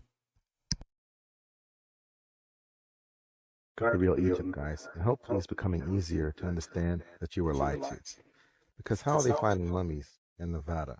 Last time I checked Nevada, America's the real Egypt, guys, and hopefully it's becoming easier to understand that you were lied to. You were delirious and had somehow been transported to the desert of Egypt. Rising up above the city of Las Vegas is a black, reflecting, huge pyramid, easily as big as the Great Pyramid of Cheops in Egypt. On the top of this pyramid is a crystal capstone, or what appears or looks like crystal capstone, reflecting the sunlight in every direction. If you've ever looked at a polished piece of black obsidian volcanic glass, that might give you some idea of what the surface of this pyramid looks like. As you travel closer along the highway, you begin to see looming up in front of the pyramid an exact replica of the Sphinx. And in front of the Sphinx, towering approximately 150 feet in the air, the phallus of Osiris. An obelisk, for those of you who have not followed our series on the mysteries. And if you don't know what an obelisk is, I'm sure you're acquainted with the Washington Monument. The site is absolutely awe-inspiring. The sheer size of this structure is overwhelming. It covers an area so large that driving around it, one begins to wonder how in the world this could have ever been built, much less built in the short period of time that it was, in fact, assembled. During the time that the Luxor Hotel was under construction, a huge fence surrounded the area. They had armed guards on patrol. No one was allowed to watch the construction or see what was going on, except that part which loomed above the fence. No visitors were allowed to watch the construction, and no press was given access. When we first drove to the Luxor, went around this huge, tremendous complex upon which this hotel sits, and then finally went across the street, parked the car, put our press passes on the front of our garments, got out with our video cameras. I looked directly across the street and was confronted with the head of Tutankhamun, who then promptly winked at me. Everything about this ninth wonder of the world, for it truly is, I can assure you, leaves one with a sense of awe, a sense of disbelief, overwhelming beauty. It is, in fact, beautiful beyond description. What I'm trying to do here is convey to you what I saw, and there are not words enough to do it. Now, if you've listened to our series on Mystery Babylon, you know that the Egyptian pyramids were never tombs. They were not burial places or crypts for the bodies of kings or queens or anyone else. They were temples, great temples of the mystery religion, and they functioned for the purpose of initiation. I can assure you that the Luxor Hotel in Las Vegas is a temple of initiation for the masses, the millions upon millions of people who visit that city each year. Probably billions. Not just from America, but primarily from America, but also from around the world. For every single bit of symbolism connected with the mysteries is built into this hotel, beginning with the obelisk, which represents the generative force, the Sphinx, which is to remind mankind that he is, after all, only an animal who can think, and therefore is always engaged in this constant battle between the animal and the intellect. And then the great temple of initiation, the pyramid, this one with capstone intact, crystalline in nature, representing, as the sun reflects and glints off of every faceted side of it, representing the all-seeing eye. To give you some idea of the size of this structure, inside the building on the ground floor, 9 Boeing 747s would fit comfortably with no crowding and no problem. 9 Boeing 747, and those are the huge passenger jets. 9. Inside the building there is an obelisk which begins at the lowest floor, which is below the ground floor actually. Begins on the lowest floor, comes up through the casino onto the upper deck and points directly at the center apex, the zenith of the pyramid, is another obelisk. It is an incredible sight. Those giant machines be on a whole entire different level back in the day, and they completely wiped out and dug out the Grand Canyon, got all its resources out. How interesting is that? That makes me want to go back and look at those monuments. You know, they probably went around them, or who knows? They probably made the monuments right afterwards. We don't know. We're just only picking up the crumbs from the history. So it's lost, and it's up to us to pick up the crumbs and put together the truth. Drop in the comments below what you guys think.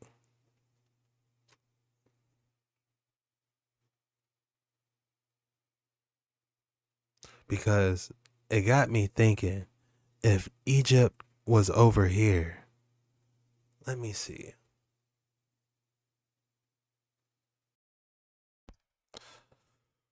So if we take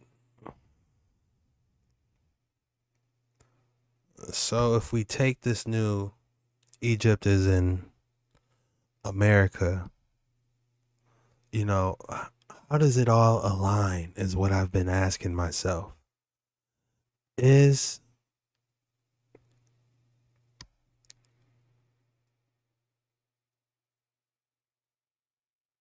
like, did the Moses and where's the Red Sea at?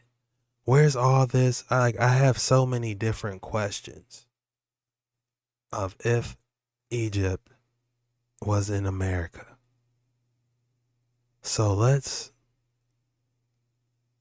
type in, forgive me, my knowledge isn't the greatest, but let's type in, where did Moses die? Where did Moses die?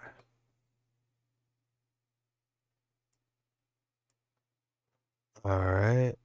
It was on Mount Nebo.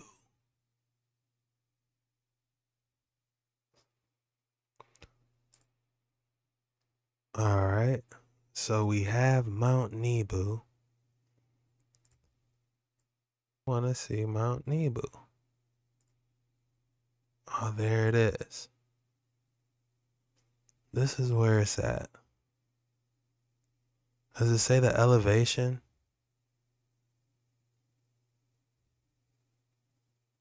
And it says he's looking over the promised land, which that's Jerusalem, Bethlehem.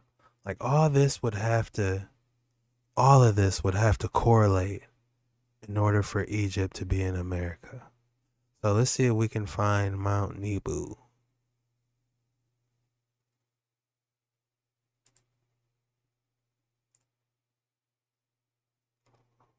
Mount Nebo, Utah. What?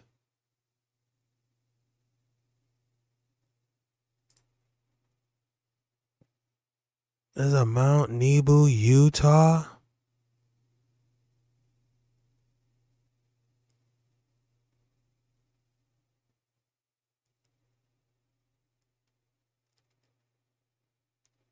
That means the promised land, if he had to look over the promised land, it would be Vegas?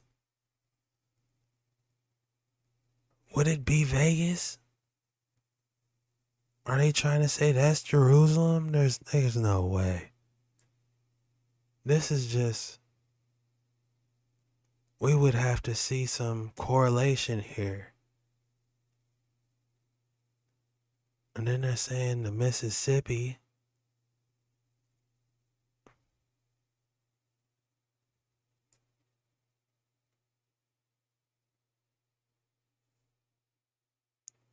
Would be the Nile. Where's the Red Sea at? Let's type in the Red Sea real quick.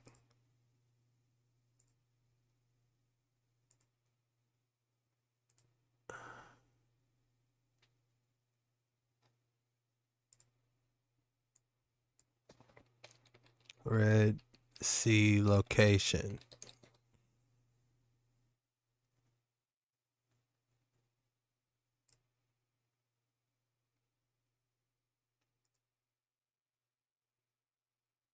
Oh, that's the Red Sea?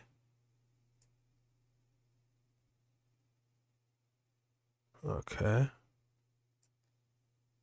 Where would the Red Sea be? United States.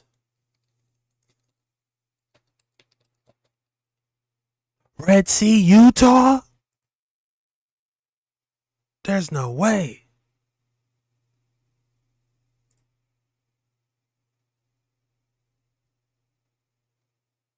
It dried up? That definitely looks like water.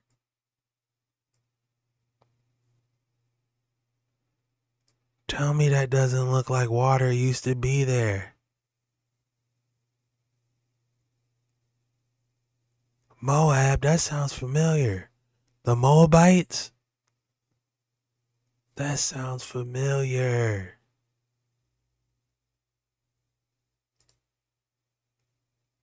They were drilling over there.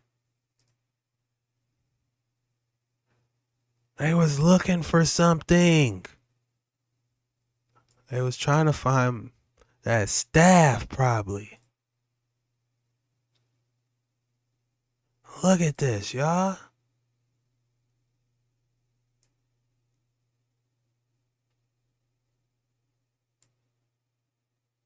They was definitely drilling.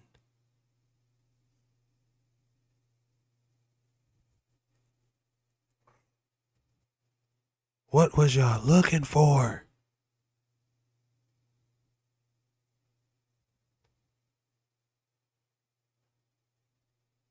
Man, this just is blowing my mind. What is actually going on here?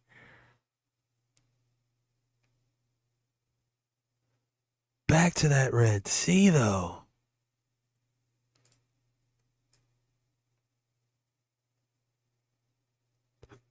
The Moabites. I remember that. What is the Moabites?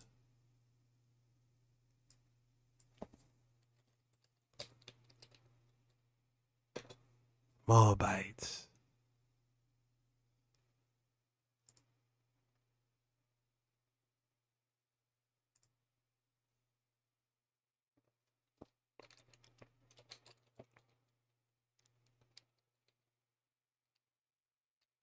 Definition. What's the Moab definition? In all accounts, Genesis 12:36, the Moabites belong to the same ethnic stock as the Israelites. Their ancestral founder was Moab, son of Lot, who was the nephew of the Israelite patriarch Abraham. The God protector nation, the God and protector of their nation, Chemosh, as Yahweh, was the national God of the Israelites. Dang, that's lining up. Tell me this ain't lining up. They got Moab. Why would they name that? Moabites. The Red Sea. I wonder what happens if I typed in Jerusalem. But we're gonna dive back into these creepy and scary TikToks that might melt your whole reality. Your thoughts below. This is all new to your boy. Your thoughts below, guys. You guys got to tell me what you think. It looked like it was in Utah. Let's see if anybody's talking about this.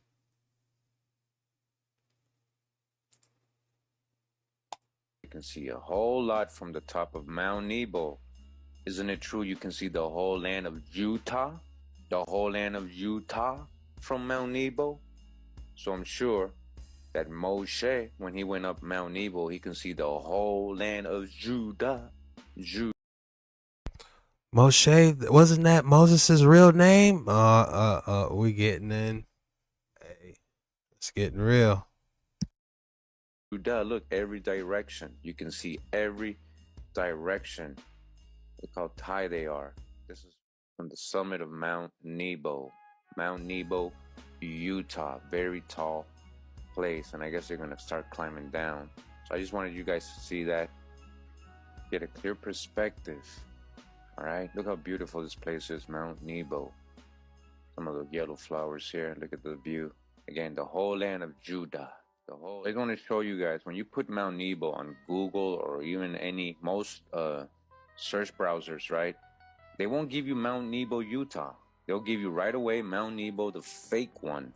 All right, Mount Nebo, the fake one. We're going to read about this Mount Nebo, the fake one. All right. It says Mount Nebo, right? It says an elevated ridge. It's not even a mountain. It's an elevated ridge located in Jordan. It's a hill. Approximately 710 meters, right? 710 meters, only 2,330 feet above sea level. Only 2,330 feet. It's only a hill. It's not even a mountain. I was wondering about that. The elevation looked a lot bigger on Utah. Like you looking over a vast amount. Come on, y'all. Be honest. A hill or you on top of a mountain? Which one's gonna look? This is my first time. Y'all haven't told me about this before. This is my first time seeing this. Don't worry, I'm taking my time with this one. We got all day. We make movies now. We do creepy and scary TikTok movies now. So we take our times with these. These 2-hour boys, they're movies. So lock in and buckle up. It's your boy Jet Ski Chuck. Part of the Ameru mountain range, Mount Nebo is mentioned in the Bible as the place where Moses was granted a view of the promised land before his death. So are you telling me that Moses can see the whole land from a hill? So Israel is that small, Judah or Judah? My question is, what about Jerusalem? It looked like Jerusalem was right there. Was he able to see Jerusalem, or was Judah the promised land? I don't know. I'm just trying to put the pieces together. Don't tell me Las Vegas was Jerusalem. That would be wild. The whole land of Judah is that small. You can see it from a hill. Like literally, this ain't high enough for us to be able to see valleys. You know, valleys, far away distance. All right.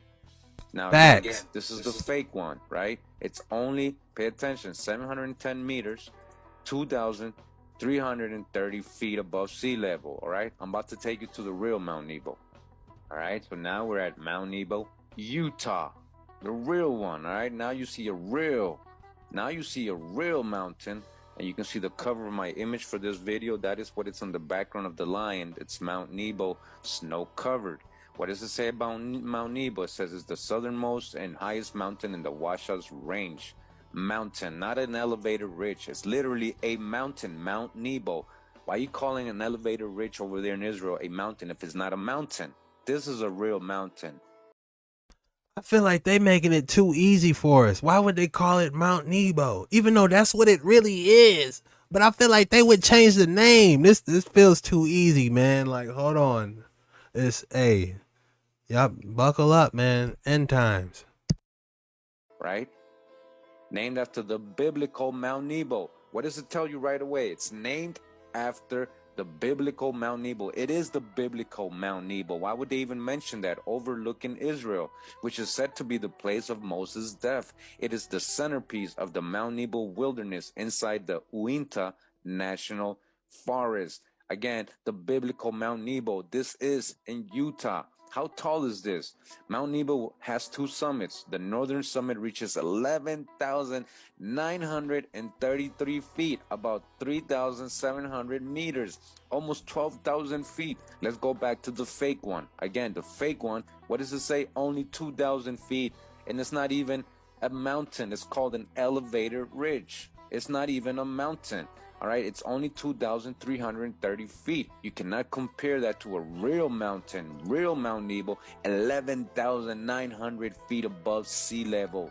A real mountain, a real mountain. I want you guys to understand that. Stop trying to compare these fake biblical locations with real mountains and real valleys, real plains. Look at this is a real biblical land, the whole land of Judah, right? The whole land of Judah or Utah, Mount Nebo. Again, the biblical Mount Nebo overlooking Israel, which is said to be the place of Moshe's death. All right, Deuteronomy 34. We're going to go ahead and read it again. And Moses went up from the plains of Moab. All right, we already found that. Onto the mountain of Nebo. We already got the real one. To the top of Pisgah. We found that as well.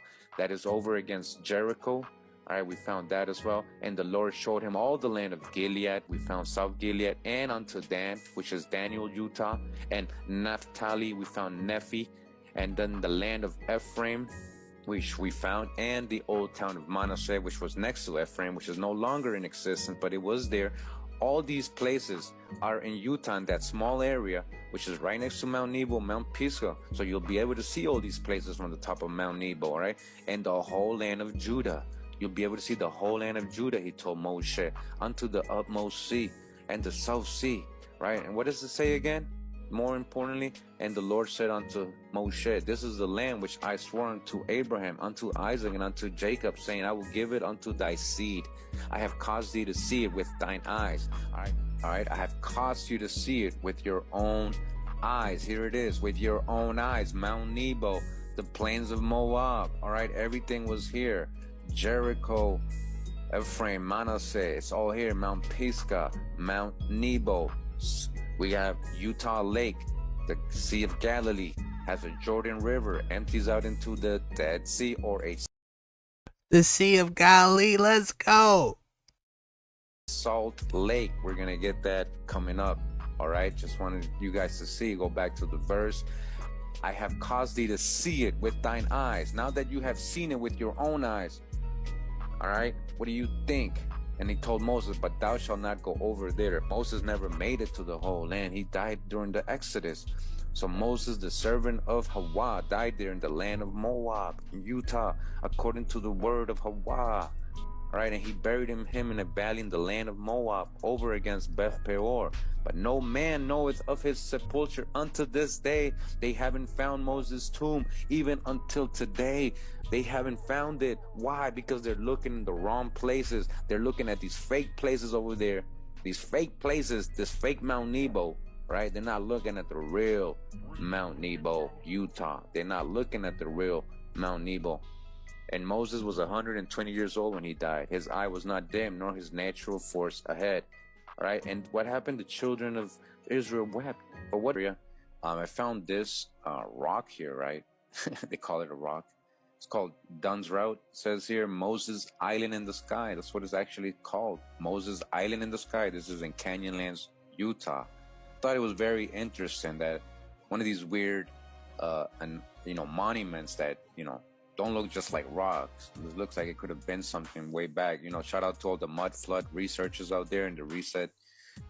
Seems like something definitely happened. There's a lot of what looks like, artificial monuments, even tree stumps that have been turned to rock. So I just thought it was interesting that they named one of these things after Moses. I know there's the story of Moses splitting the rock and getting water out. I don't know if this is the one. I just thought it was very interesting. And the way it looks could almost be like, used to be a statue, a monument, a building or something. But why did they name it Moses Island in the Sky? And we're talking about Moses in Mount Nebo and Utah, right? And the Exodus coming out of Utah. Well, not starting there, but at least the layouts of citydoms and castles, locations. And what guys found this very fruitful. Chapter 1. The heathen rage. God's wrath is a consuming fire. Possibly were pyramids, structure, idols, Moab, Utah, and just all across Utah and are the process of nature and just natural erosion fire. The first example in millions of years. But what of Ariok? In Moab, Utah, you find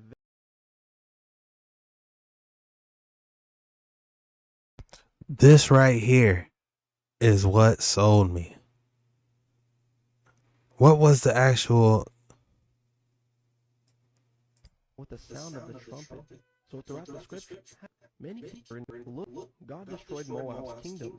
And as I've mentioned before, one of the most fruitful things you can study in the Bible comes from the name Moabites, which belong especially when you consider the fact that the J and Y have the same meaning and numerical value and are interchangeable. This whole time, I didn't know what Moabites, Moabs did it first. People kept saying that, and I didn't know what they were talking about. But when he just said this right here and showed a picture of that rock, it was like, click. Like Avatar when they touched those strings and they saw all their ancestors. All that flashed. As a result, now all across Utah you have fascinating rock formations, very unique compared to the rest of the Americas. And one of the most fascinating places in Utah is Moab, Utah. In the Bible, Moab comes from the name Moabites, which belong to the same ethnic stock as the Israelites. Their ancestral founder was Moab, a son of Lot, who was a nephew of the Israelite patriarch Abraham. The Moabites were known to be the enemies of God's people. The kingdom of Moab would constantly mistreat the Israelites. And as a result, to punish the Moabites for mistreating the Israelites, God destroyed Moab's kingdom. And as I've mentioned before, one of the most fruitful things you can study in the Bible.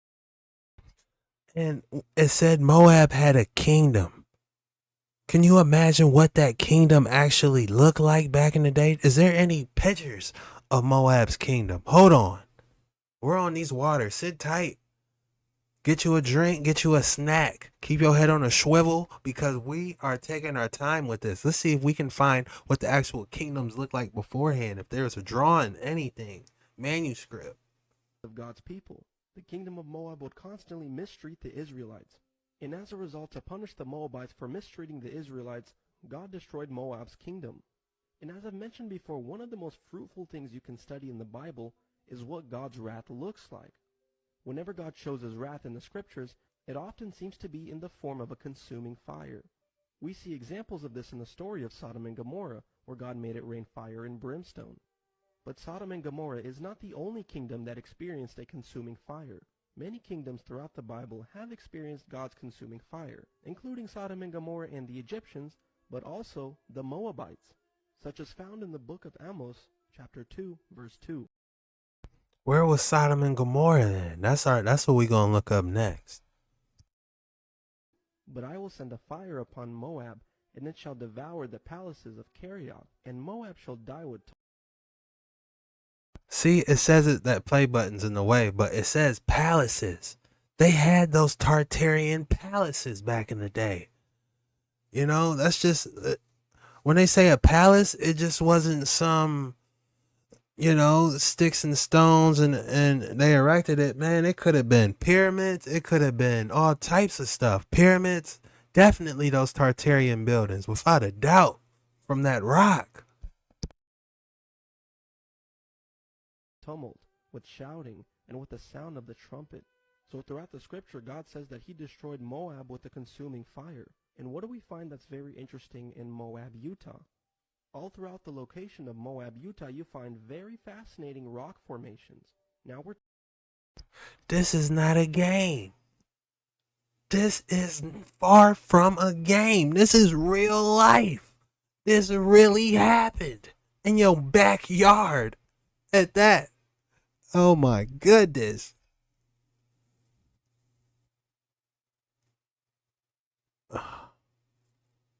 This really happened.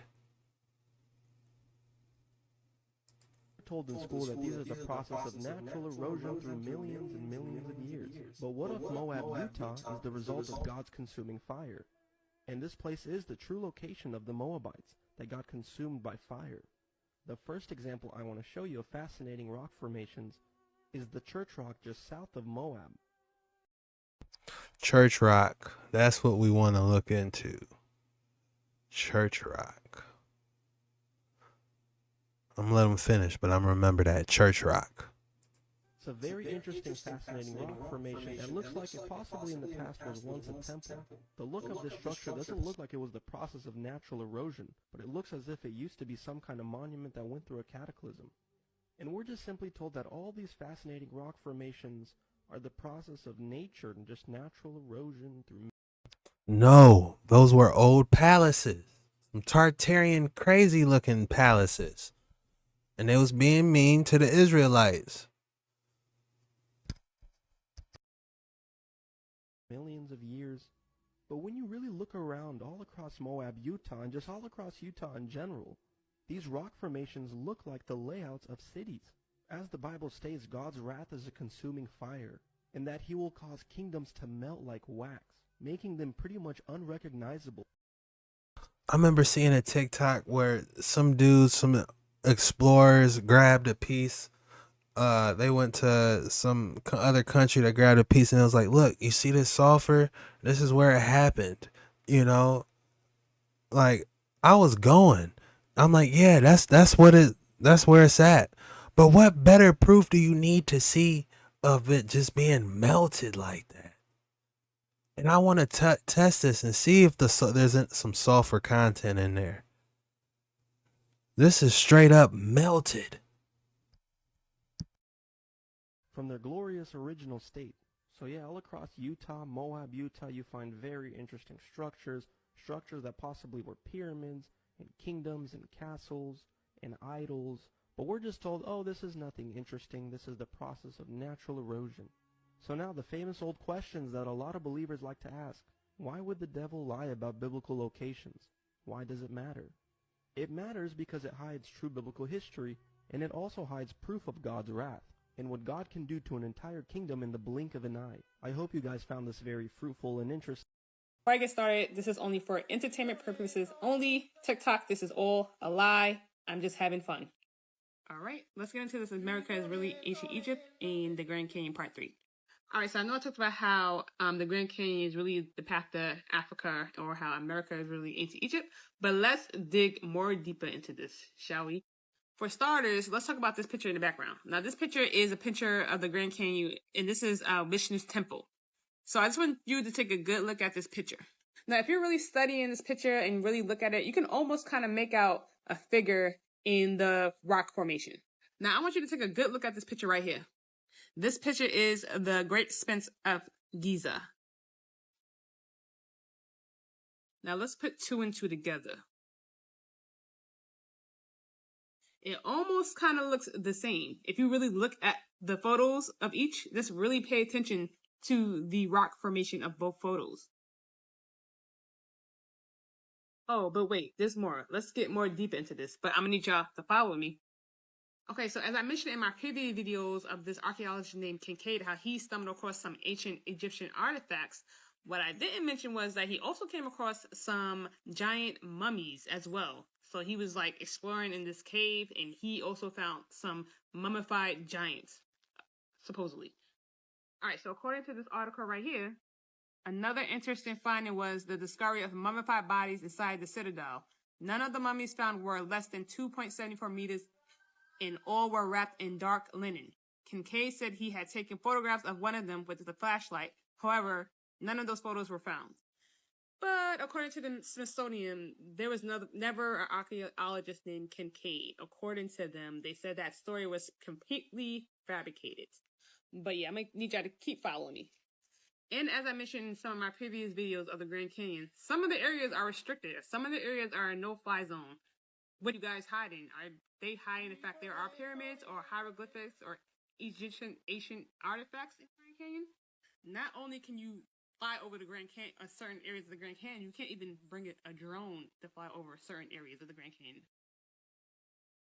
No drone zone in the Grand Canyon. I don't know. That's kind of suspicious to me. All right, so according to this article right here, this is a photo of one of the forbidden areas of the Grand Canyon where you are restricted to go to. Now, this photo was taken in 1909, and you can see that there are metal rods bolted to the cave. It's like, what are they hiding in that cave that they had to bolt it shut? Also, according to this article, it's also known that the cavity was inhabited in the distant past and that many precious artifacts were removed during an official excavation in 1969, 1970. Oh, but wait, it continues to get even more interesting and more deeper. I'm gonna need y'all to keep following me. Now, don't you guys find it weird that some of the names in the Grand Canyon, the features, the names are Egyptian names? According to this article right here, there are so many names that are Egyptian in the Grand Canyon, such as Tower of Set, Tower of Ra, Horus Temple, Osiris Temple, and Isis Temple. Is that a coincidence or not? Oh, but that's nothing. According to this map right here, this map is the Old Testament map of ancient America. Pay close attention to this map right here. That, I don't know about that. Oh, but let's keep going. Okay, so I was doing a little bit more research and I came across this website right here. It's called tapinthetruth.com. This website will have you really going down the rabbit hole. But according to this, website, this is actually the real compass, how it really was supposed to be. But it was flipped around to deceive us in the world. The original compass was taken from Buxton and Skinner's company in 1904, allegedly.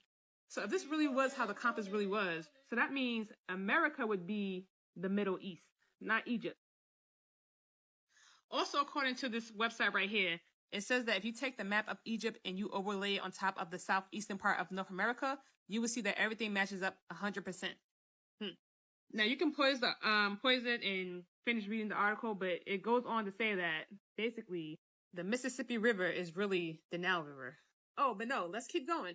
All right, so there's another theory going around on TikTok how the Grand Canyon was in the movie The Lion King. I mean, I really couldn't find much on it, but so I tried to put together something from my research or whatever. And you know how I always talk about universal law, how they always hide the truth in plain sight.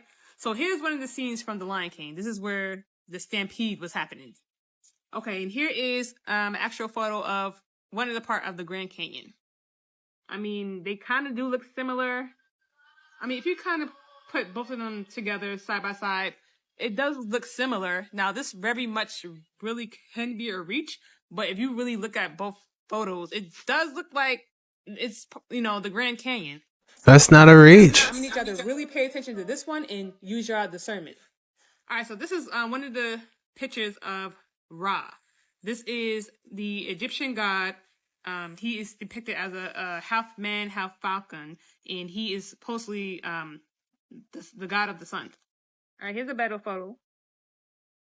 And here's another one. I mean, basically the same photos, but pay attention to the pictures.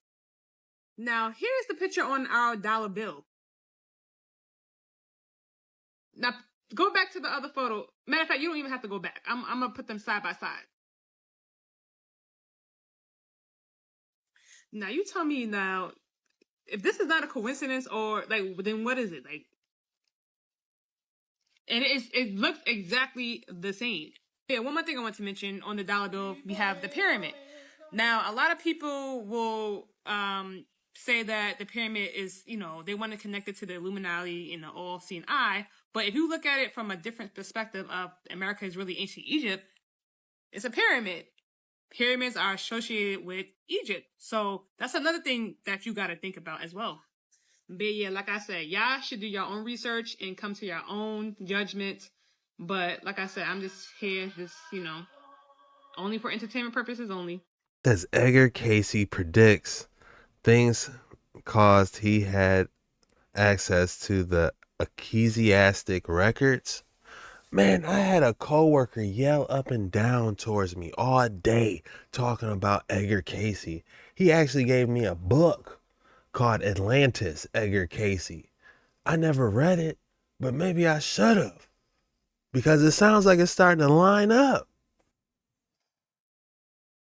Controversial prophecies is something that's coming true in real time, and it involves the Sphinx. Cayce predicted that under the front paws lies a hall of records that would contain the true origins of humanity, and that scientists would discover this hall of records in the 1990s, perfectly preserved, almost like a time capsule. A very bold claim, considering he said this in 1932, 3 years before Hamilton Wright revealed his findings of an underground subway system. And Cayce also said that the Sphinx was not 4,500 years old like scholars believe, but actually dates back 12,000 years, around 10,000 BC. Now, according to the mainstream scientists, the Sphinx was built in 2500 BC, yet when you look at the reasons why mainstream scholars believe the Sphinx is that old, the evidence starts to fall apart. For instance, it's assumed the Sphinx was built by the pharaoh Khafre in order to protect the Great Pyramid, which is widely accepted to be the tomb of Khafre's father, Khufu. The crazy part, no mummy of anyone, let alone Khufu, has ever been found inside of the Great Pyramid, and proponents of this theory will also point to the face of Khafre found on a well-preserved statue of him and say that it looks just like the face on the Sphinx. Yet, upon further examination, it becomes obvious that the two faces are actually two completely different people. The most defining feature between these two faces is this angle right here, which measures from the corner of the lips to the corner of the eye, and as you can see on the Sphinx, it's almost double the size of the same angle on Khafre's actual face. And lastly, there's this stone called the Inventory Stela, which was discovered by a French archaeologist in Egypt during the 1850s. And inscribed into this stone is a record of the Sphinx being repaired by the pharaoh Khufu after it was struck by lightning. The only problem with that, Khufu is Khafre's father, and he was supposed to have been dead by the time the Sphinx was built. So when you think about it, the entire history you've been taught about the Sphinx is based entirely on evidence that's circumstantial at best. And the biggest unanswered question of all is, even if they did build the Sphinx in 2500 BC, how the heck did they do it? You see, unlike the pyramids, it wasn't constructed block by block. It was actually sculpted directly out of the bedrock from a single piece of limestone, and not with chisels and hammers, but by taking massive limestone blocks directly out of the ground around the Sphinx and then using those blocks like giant Legos to build the nearby temple complex. We know this because the geological layers inside the blocks of the temple complex perfectly matches the geological layers of the walls around the Sphinx. Some of these blocks measure 30 feet long, 10 feet high, and 12 feet wide, and weigh about 200 tons each. And not to mention, they also supposedly did this with nothing more than ropes, pulleys, and ramps. Which brings us back to Edgar Cayce's prediction, which seemed to account for this mystery as well. Because he also claimed that Atlantis, the mythical advanced civilization which sunk into the ocean, was actually real. And he said the full history of Atlantis would be revealed once and for all on scrolls that are located inside the Hall of Records under the Sphinx. Now, if you're like most people, you probably heard the word Atlantis and immediately wrote this guy off as crazy. But if you could open your mind for 1 second and consider where the myth of Atlantis actually came from in the first place, Cayce, you'll realize that it all traces back to the writings of the Greek philosopher Plato, where Plato described Atlantis as an advanced ancient civilization that existed 9,000 years before his own time and was founded by beings that were half god and half human. Because Plato's account of Atlantis is the only known record of it ever existing, it's always been assumed that this story was myth and not reality. Even though Plato himself never said it wasn't real, all he said was that he heard the story through his conversations that he'd had with various poets and priests. And one of these conversations he spoke of was with the Greek lawmaker Solon, where Solon was telling Plato about the time that he went to Egypt to network with one of the Egyptian high priests. And apparently the Egyptian priest had asked Solon to tell him about the history of the Greek people. So Solon told him, in the beginning, humans were created. Then there was a big flood, a big catastrophe. And after that, they were created again. And after he said that, the Egyptian priest began laughing, which confused Solon. So the priest went on to explain, there have been many devastations in the long history of the world, and the earth has been repopulated many times over the course of millions of years. You Greeks only remember the last one, but there have been many before that. You've lost the record of these earlier histories, and we have those records. Could this priest have been referring to those same records that Edgar Cayce was talking about? To answer that question, we've got to fast forward to the 1990s when Edgar Cayce said this would all go down.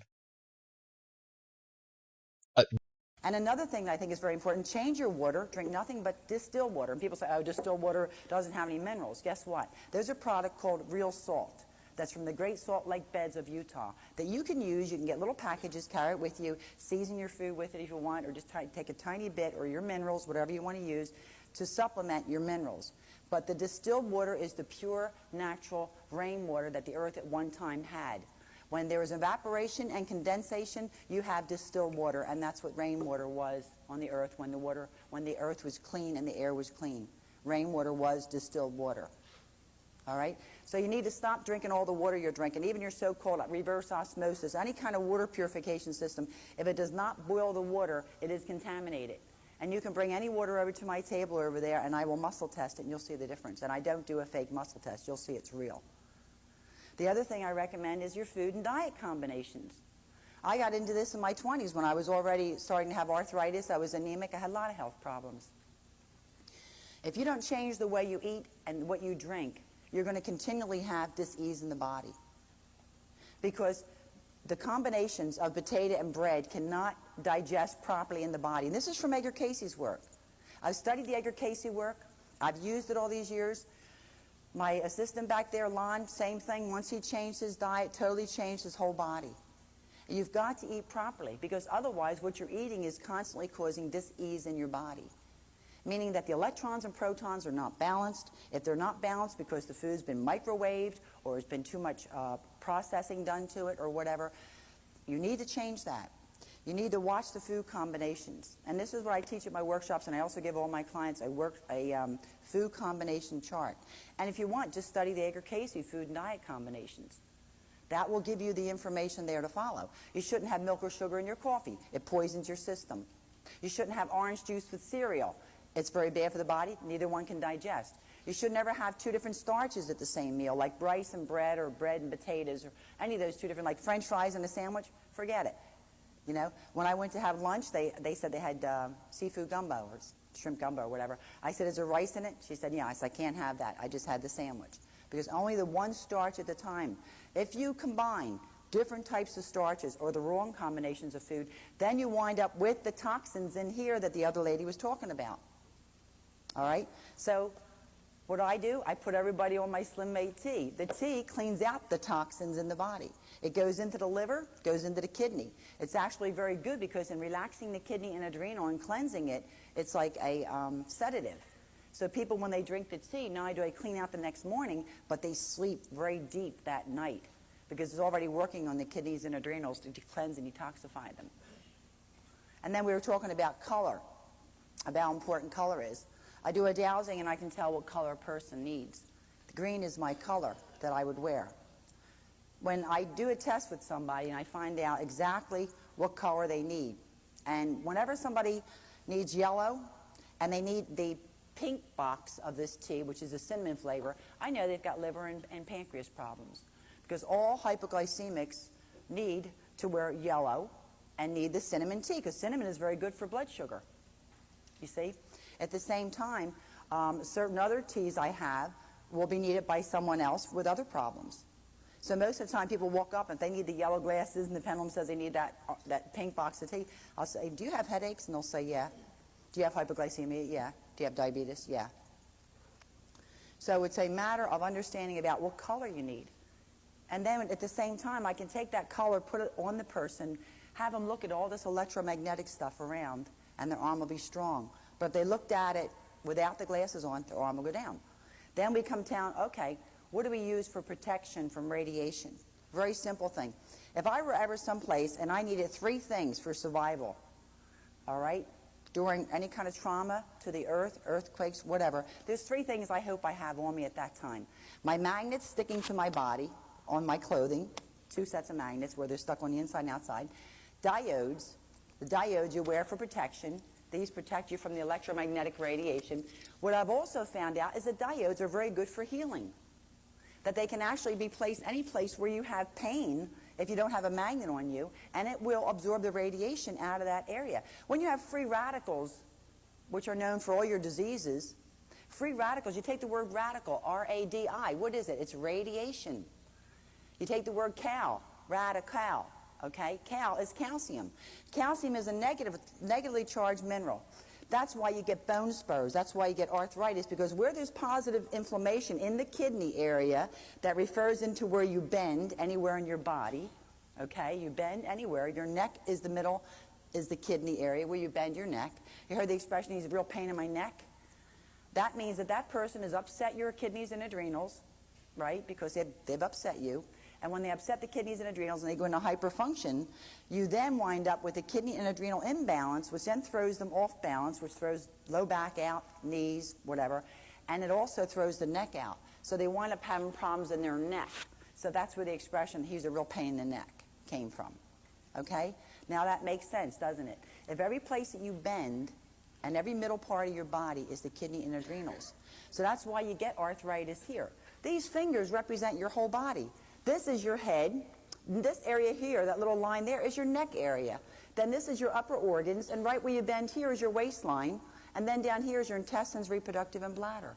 Same thing with your hand. This would be the upper organs. This is your kidney. This is your intestines, reproductive, and bladder. Like carpal tunnel syndrome is a reproductive problem on the hand, and also the wrist, which is the lower part of the body. Where's the reproductive area? Right in the wrist level. You see it?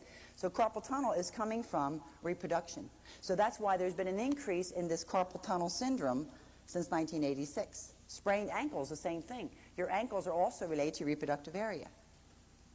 You see? As well as the heel of your foot could be reproductive or intestinal. And another thing that I think is very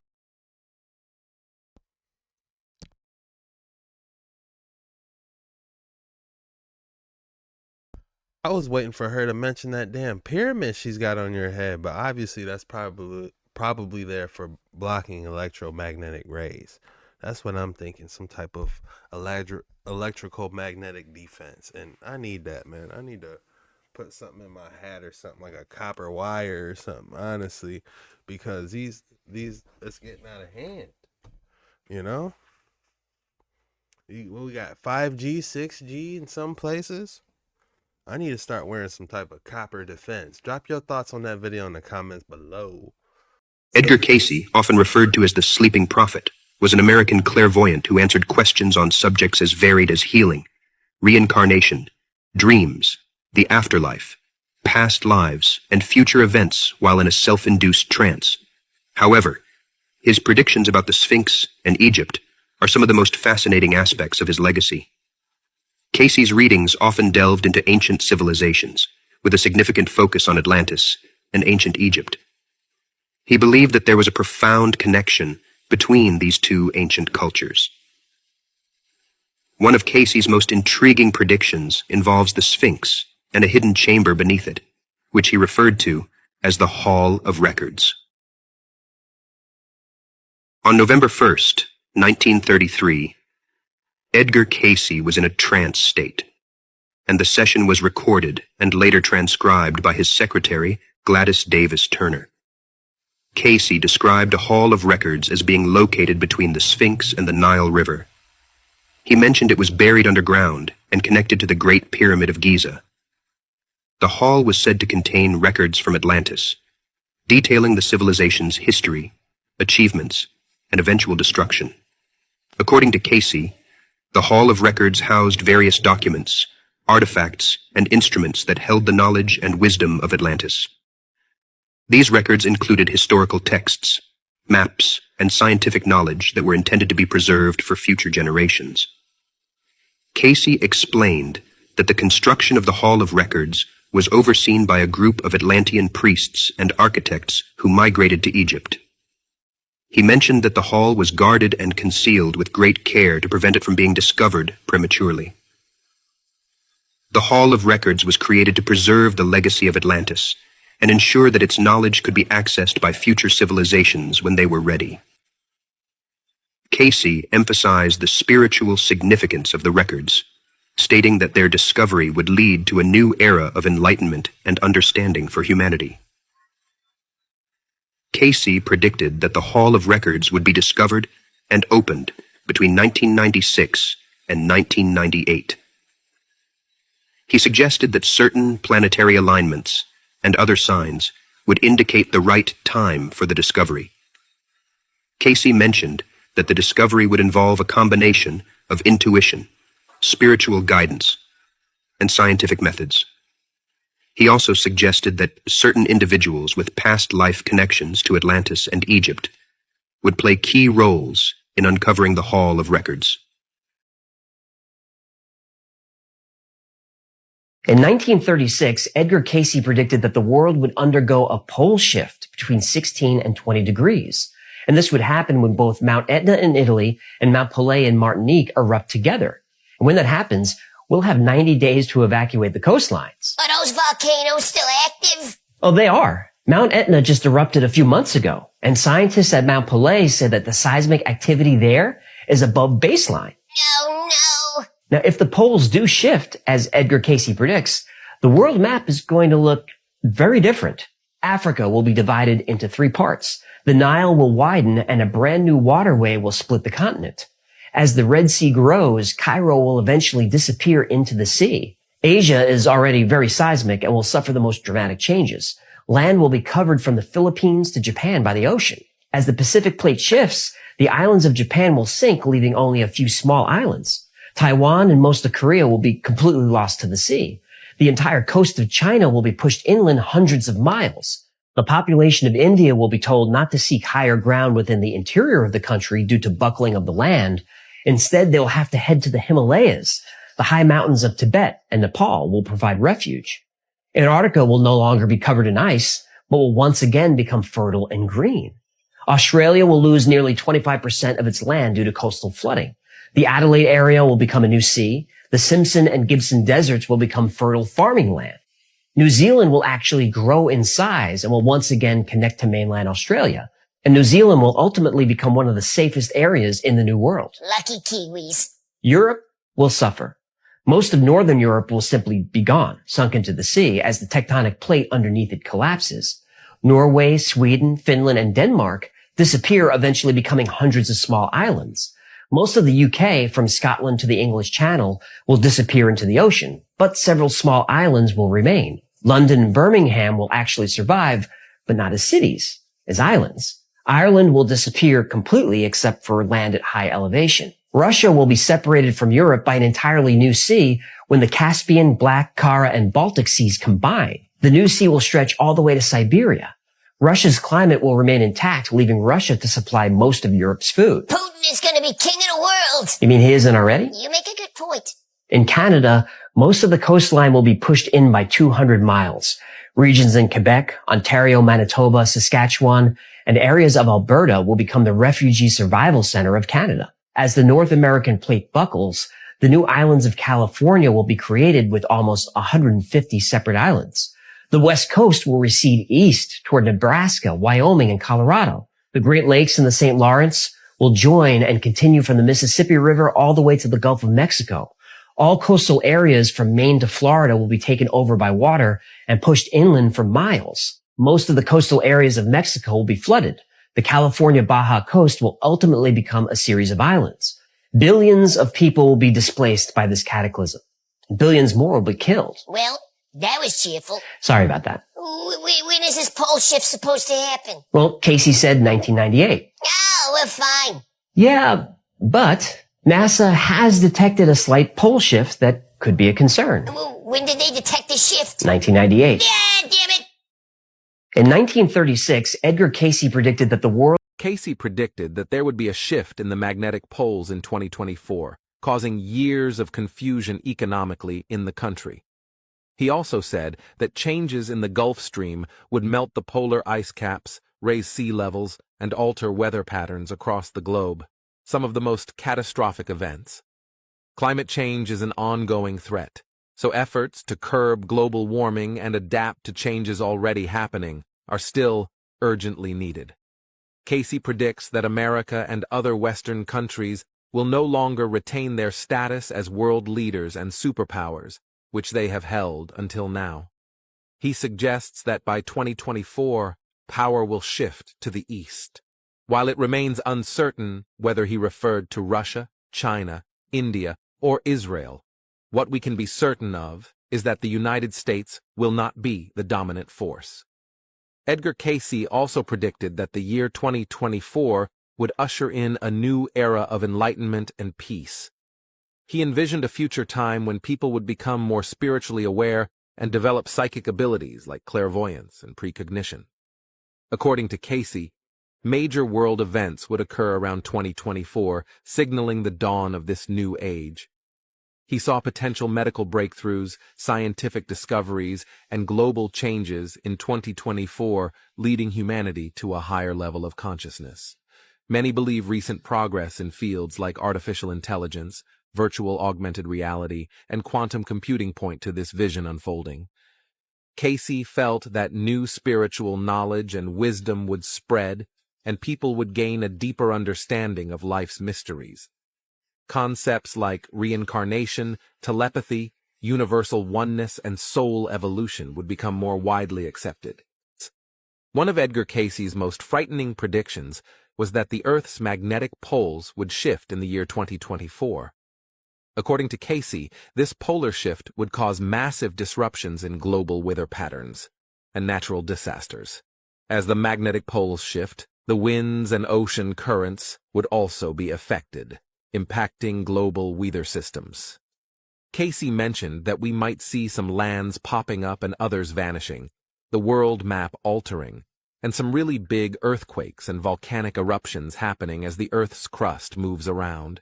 He also envisioned that new lands would rise from the ocean, like the mythical Atlantis. Some people believe that a pole shift may already be happening, pointing to the increasing number of severe natural disasters and extreme weather events in recent times as proof to support their belief. Scientists know that the magnetic... Eat the meat and spit out the bones on this video. Not everything is 100% factual on this. Just for entertainment purposes only. But if you see a little meat, bite onto that boy. There's something called the San Andreas Fault Line. It goes right down the center of California. It's responsible for its high-powered earthquakes, and recent discoveries show that it's about to crack. And when it does, California could slip into this. This is exactly what Edgar Cayce says is going to happen when the pole shift happens. High-powered earthquake that's going to make California slip into the sea. The other city that he mentions that's going to slip in the sea is New York City. Nostradamus' prediction, end times prediction, says the cataclysm will happen in the Great New City. So this is definitely New York City. And Edgar Cayce says that a star is going to appear in the sky. This star is also mentioned in Revelations, by the Mayans, by the Hopi, by pretty much any end time prophecy. He also mentions the radio blackout, that the sun is going to be blacked out. This is what happened in 1958 when he said this cycle begins, which we hadn't even seen that when he was alive. And the quote that made it all click was that he said, those who are frigid and semi-frigid will be moved into where it's tropical. Even though I've told you guys that Shan Thomas said that India will be in the North Pole, and everything that Shan Thomas says aligns perfectly with Cayce, only he goes into greater detail. Plus, he had his book sanitized by the CIA, so we know he's right. So he says the Bay of Bengal will be in the North Pole, and Peru, west of Peru, like the Pacific Ocean, will be in the South Pole. But remember, it's reversal. So last time we were in the North Pole, Atlantis was where we are. Atlantis moved to Antarctica. So I went back to him for, confirmation. He absolutely confirms this. He says it's not a matter, ice ages are not a matter of retracting and ice growing, that it's a matter of different polar regions in the Earth at different times. Goes into detail about the whole thing. So, good news is there is no global ice age, but more good news, we won't be surviving anyways. There's 1,000-mile-per-hour winds that is just going to destroy everything. Both Edgar Cayce and Shan Thomas make mention of the only people surviving are those in the government facility mountains. And more good news, the continent of Africa has cracked in half, making way for the world's 6th ocean. According to Shan Thomas, this little section with Kenya is the one that's going to survive.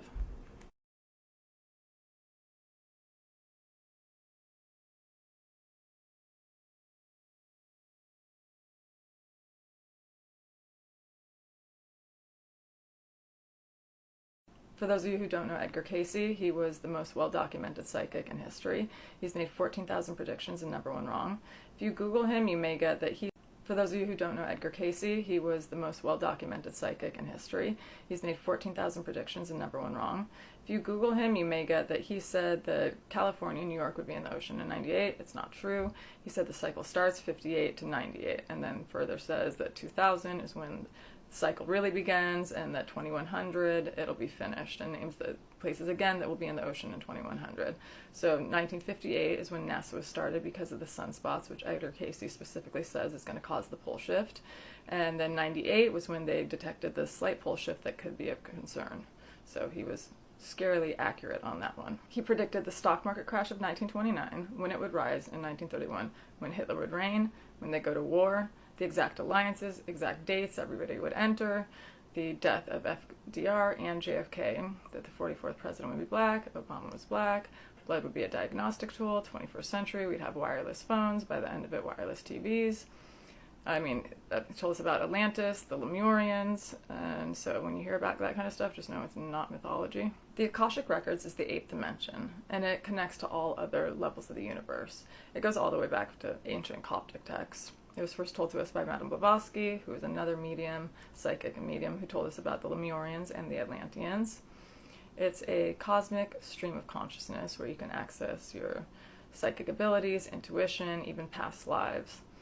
In my opinion, I also think you can access your creativity. I think it holds all creativity, from music to art to writing to humor. Also, intellectuality, like a lot of these geniuses, they can access it from there. I think anybody can access it, but you have to be at a spiritually heightened place. A lot of people are just born with better access to it than others. The Akashic Records is where Edgar Cayce got his information from. That's why he's called the sleeping prophet. He would lay down and supposedly go to sleep, but I think it was more of a trance, and he would access this stream of consciousness. And he told an 18-year-old girl once that the Akashic Records of the mental world is comparable to a movie theater of the physical world.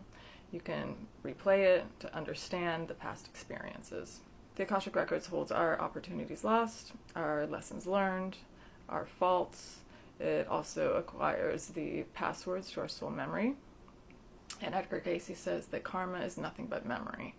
That we don't have karma within each other, but only karma within ourselves. Edgar Cayce describes a state that he's been in to obtain these Akashic Records. He's outside of his body, and he's just a tiny little dot in the universe.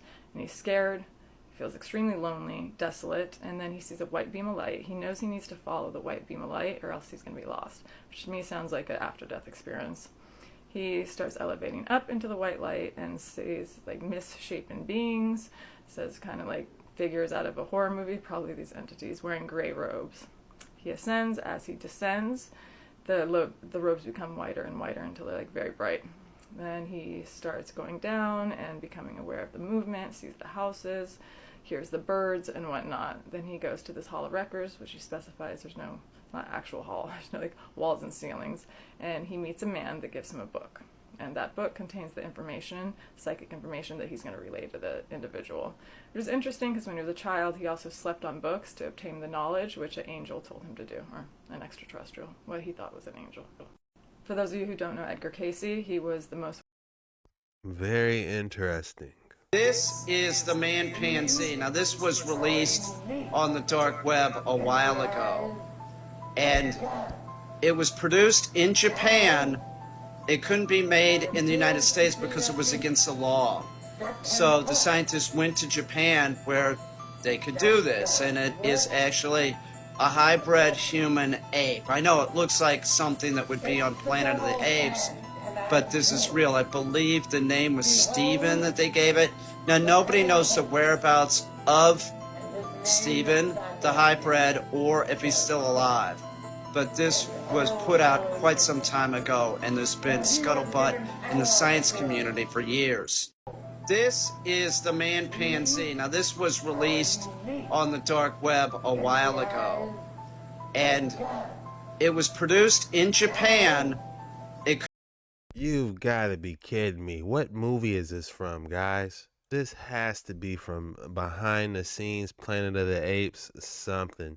Drop in the comments below. Is this real? What? Okay, so this is going to blow your mind. Edgar Cayce described 1998 as the dawn of the age of Aquarius. And the age of Aquarius is sometimes referred to as the age of the lotus. And how does a lotus grow? From the murky, cloudy waters into the light. Murky, cloudy waters, aka the age of Pisces. Light, aka consciousness. Now, what's fascinating about this is because the lotus, which as it comes from the murky, cloudy waters, which is the age of Pisces, into the light at the time of the age of Aquarius, is that it symbolizes what we refer to as energy centers, centers of consciousness, otherwise known as chakras.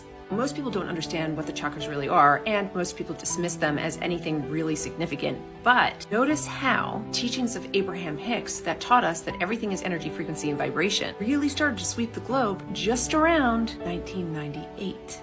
Now, as Abraham Hicks starts her retirement and someone asks her who's going to take your place, what does she say? No one, because you're ready.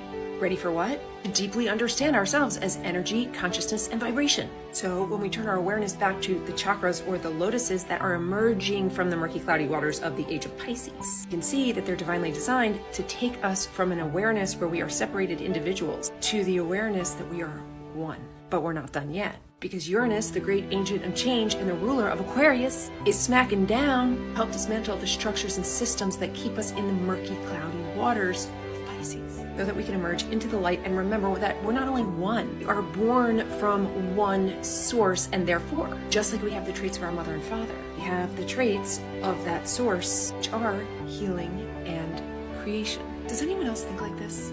Okay, so this is going to blow your mind. Edgar Cayce described... Sure. Tell me something I don't know about the destruction of Skrullos. You know everything there is to know about it, period. Name of the game is tell me something I don't know. We were overpowered by the Kree. We held them off for as long as we could. When we couldn't hold them off any longer, the million of us that were left, we fled. Interesting. Tell me something I don't know about the Skrulls that fled.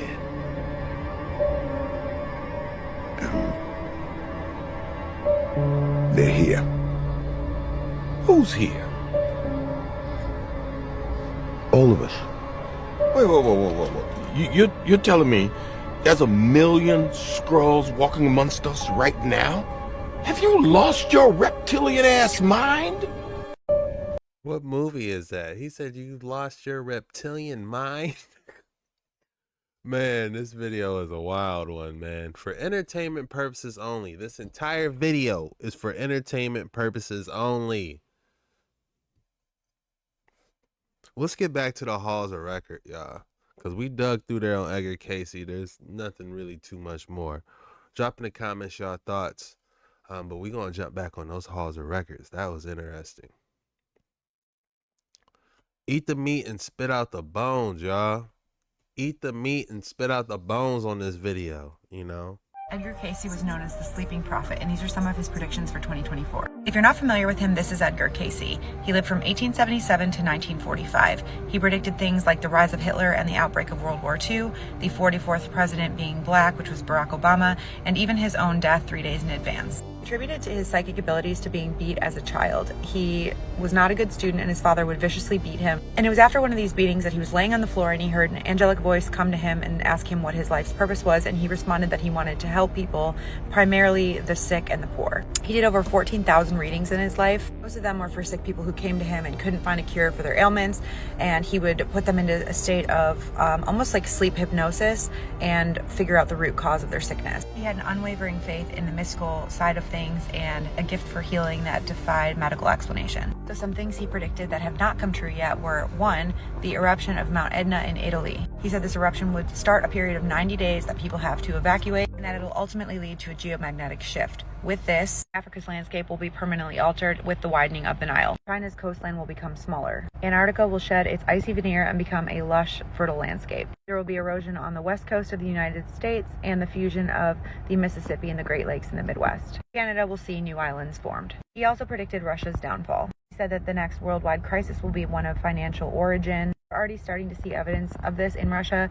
Their emergency fund has dropped from 97 billion in 2014 to just over 32 billion in 2024. They also continue to further isolate themselves, which he said would ultimately lead to their downfall. He said traces of ancient civilizations will emerge, namely Atlantis, and the emergence of these cultures will cause us to look at energy in a new way. The ancient technologies that will be discovered will point to geomagnetism as an energy source. I'm not sure how, but he points to geomagnetism being an abundant and clean source of energy for everyone. He predicted a medical breakthrough that unifies the Eastern and Western ways of thinking and healing. He explains that true health is a unity of the body and the mind and the spirit. He also cautioned against the potential misuse of technology, specifically AI and digital surveillance. He also pointed at 2024 as being a year of collective awakening. People start to realize their own interconnectedness and the web of life. This in turn would cause us to form a more harmonious relationship with the world around us. With this, he urged people to embrace principles of compassion and unity with your neighbor. Follow for more like this.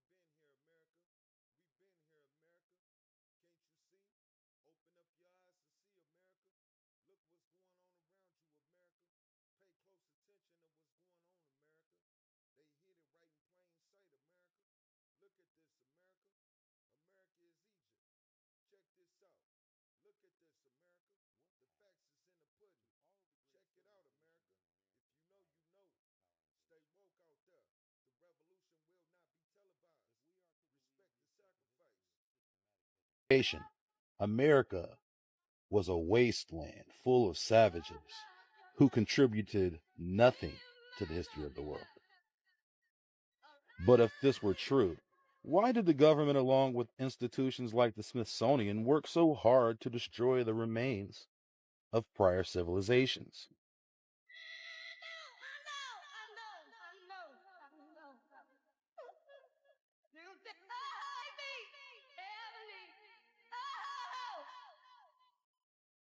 Where else in modern history have they done this? Usually when ancient monuments are found, institutions respect them, maintain them, and reserve them. But not in America. The remnant of hundreds of nations, systematically and purposely destroyed. Why didn't France destroy the pyramids after they invaded Egypt? This would seem to be the approach that these institutions take in places like Egypt or the Middle East. Why are the pyramids worth saving but the mounds are not? What secrets were lying in the mounds that these institutions were intent to annihilate?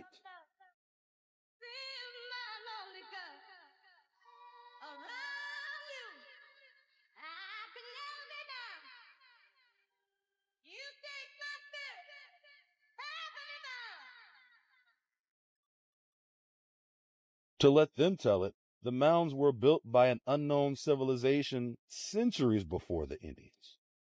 But how could this be?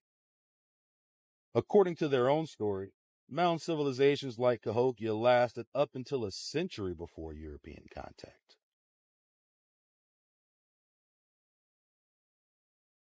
The Etowah Mounds in Georgia, Spiro Mounds in Oklahoma, and Moundville, Alabama are stated by their own accounts to have lasted until at least the year 1500.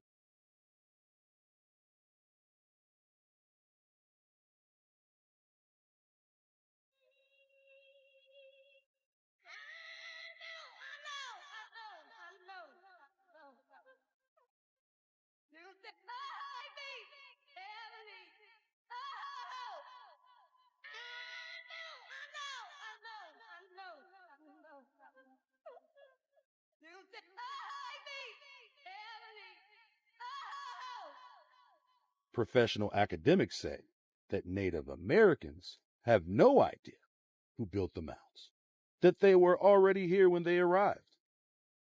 Why would they say this?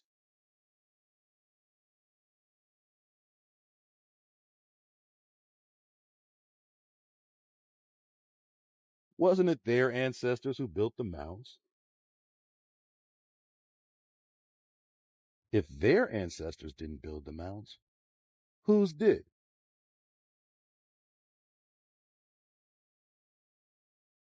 This question threatens to undermine the entire credibility of accepted academic world history unto this day.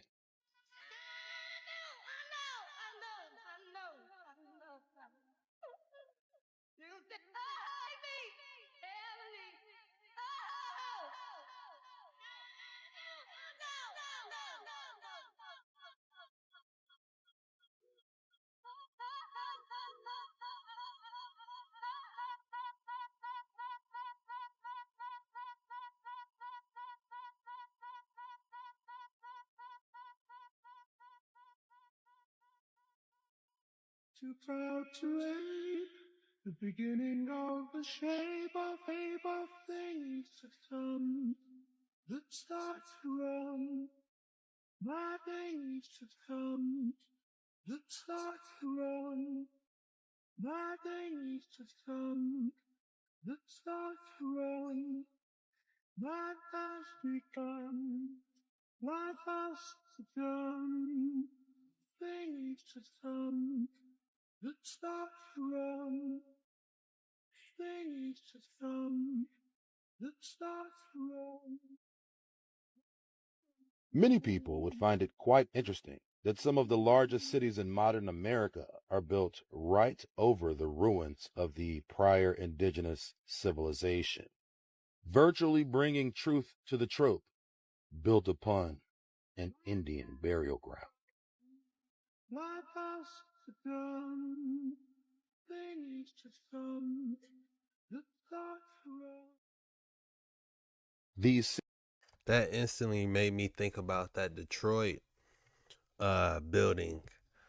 And when they said that, where they build on top of other places, that instantly made me think of that Detroit building that had all those Native American figures all over it. Guardian.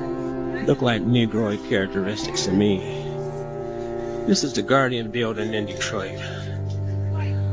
It's the tallest masonry brick building in the world. One thing we can all agree on is that they found this structure and moved right in. I wouldn't be surprised if it said founded in 1893 on the side. All double brick, like 60, 15 million, 10 million bricks on this structure alone.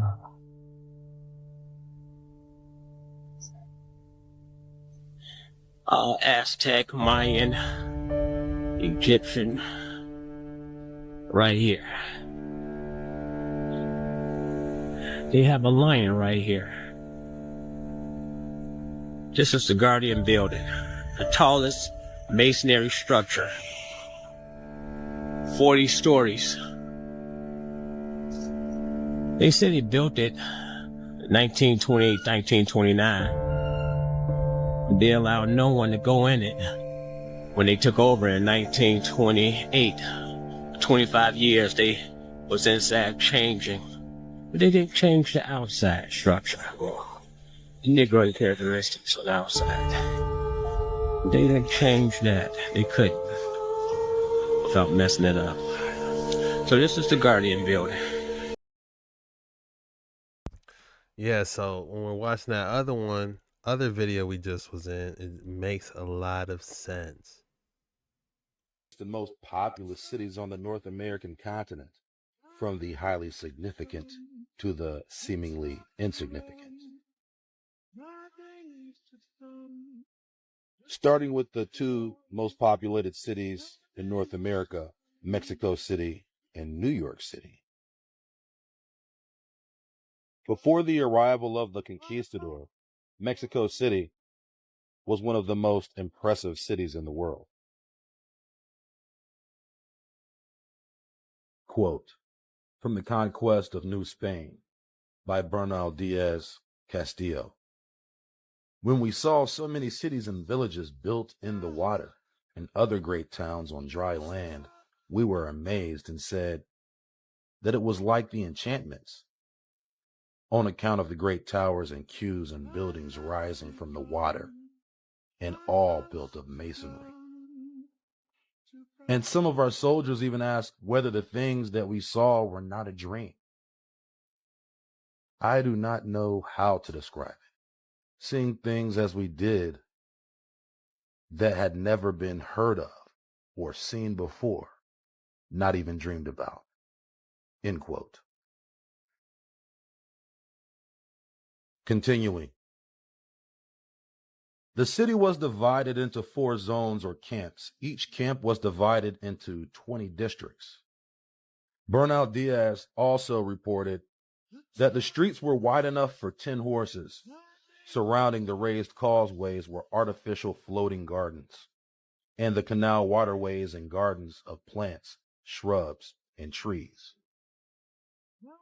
The Calpulli were divided by channels used for transportation, with wood bridges that were removed at night. The sheer magnitude of this metropolis stands in the very face of the assertion that these people were savages, for as well documented and restored as many of the pre-Columbian monuments are in this area, the narrative that these people were uncivilized amounts to a targeted fallacy perpetuated by the crafty Council of Scoundrels.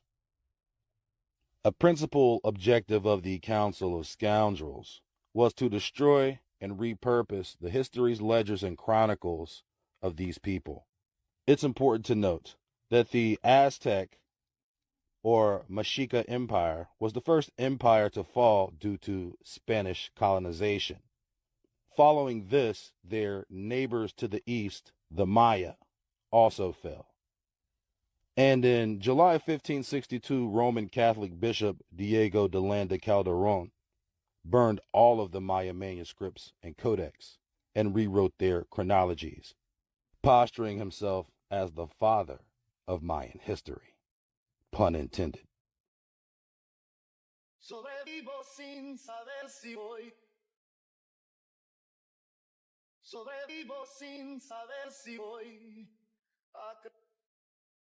Sobrevivo sin saber si voy. Sobrevivo si donde estoy. Quote, these people use certain characters or letters with which they wrote in their books about the antiquities and their sciences. We found a Thanks for watching. This video is for entertainment only, but if you know, you know.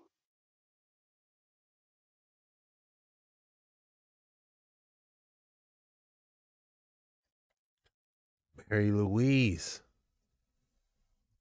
Queen of Haiti.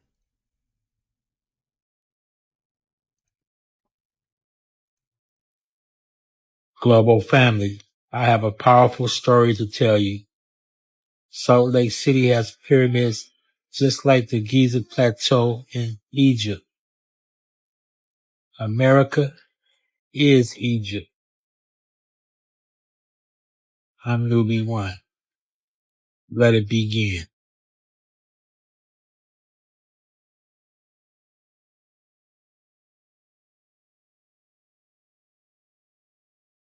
On July 24th, 1847, pioneers settle in Salt Lake City, Utah.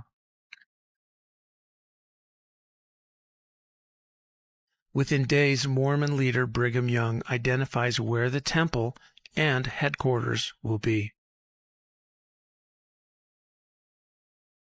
The location is oriented to the local topography, much like the Giza Plateau.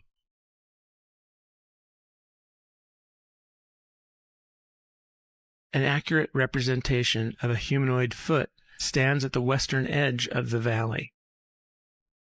Parley Pratt surveyed and drew the county line beginning at the toes, or Black Rock. The line circumnavigates what becomes key water sources and the most valuable mineral resources anywhere. If these truly are remnants from some sort of lost civilization, then this is the place for the characteristics and attributes of intelligent exploits, including obelisks and flooded corridors inside step pyramid-shaped mountains. Geometry similar to the Giza Plateau corresponds to the topography and internal pattern of a 1,500-foot shaft meeting a 15,000-foot horizontal tunnel. The attributes are duplicated in Park City along the county line at about the same 3.6-mile scale. Another iteration across the valley shares the same orientation over the Snyderville Basin. We will now take a closer look at each area, beginning with the central Mount Olympus. A common 3.6-mile survey distance meets Grandeur Peak to the north and exposes another similarly situated 1,700-foot-long Neff's Cave, a source of water for the county. The shaft is almost identically situated to Mount Olympus as the shafts for Thames and Ontario are. The slope of the cave resembles the angle of the interior of the Great Pyramid. At the base of Neff's Peak is a feature that aligns to what is called a funerary temple at Giza that sends a causeway out to meet the Great Sphinx. Damn, so they replicating what's in Egypt right in Salt Lake City, Utah.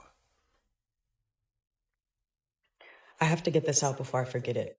Missouri is currently preparing for Global family. This is the Wyoming Pyramid. A pyramid structure buried beneath the Wyoming prairie. The pyramid structure sparked immediate interest.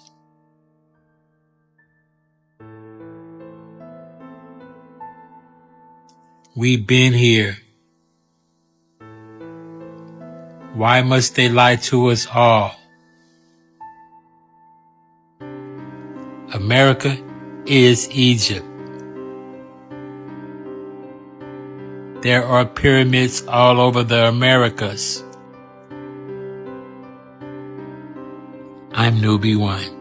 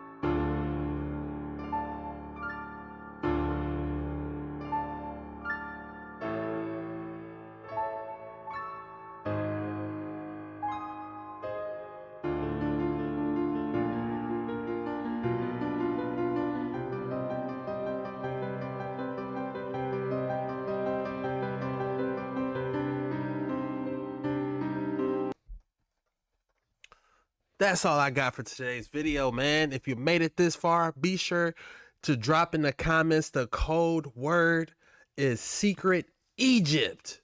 If you type Secret Egypt in the comments, man, you a real one. You made it through this very long video or movie. I call these ones movies, man. These boys is so much information, action packed. Take the gems out which you can. Eat the meat, spit out the bones. Keep your head on a straight swivel.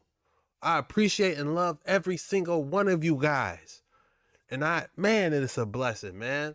I wish you guys nothing but the best. And I'm going to see you same time, same place tomorrow. If you guys would be all right with your boy jumping on Silent Hill 2 just had a remaster. And I'm thinking about doing a live stream. I never really played any scary video games. I had never played Resident Evil. I just been too scared. I'm going to be honest. But I will jump on that Silent Hill remake and attempt to beat it live stream. I'll do that early. Like, I'll probably do that tomorrow at like, I don't know, 9 o'clock a.m. If that's something you guys would be interested in, you wouldn't mind chilling with your boy on the waters while I try to beat this scary game. It'll be funny and hilarious, definitely entertaining. If that was something y'all be interested in, please drop in the comments below. And yeah, we can get to it. And yeah, don't forget to drop that code word.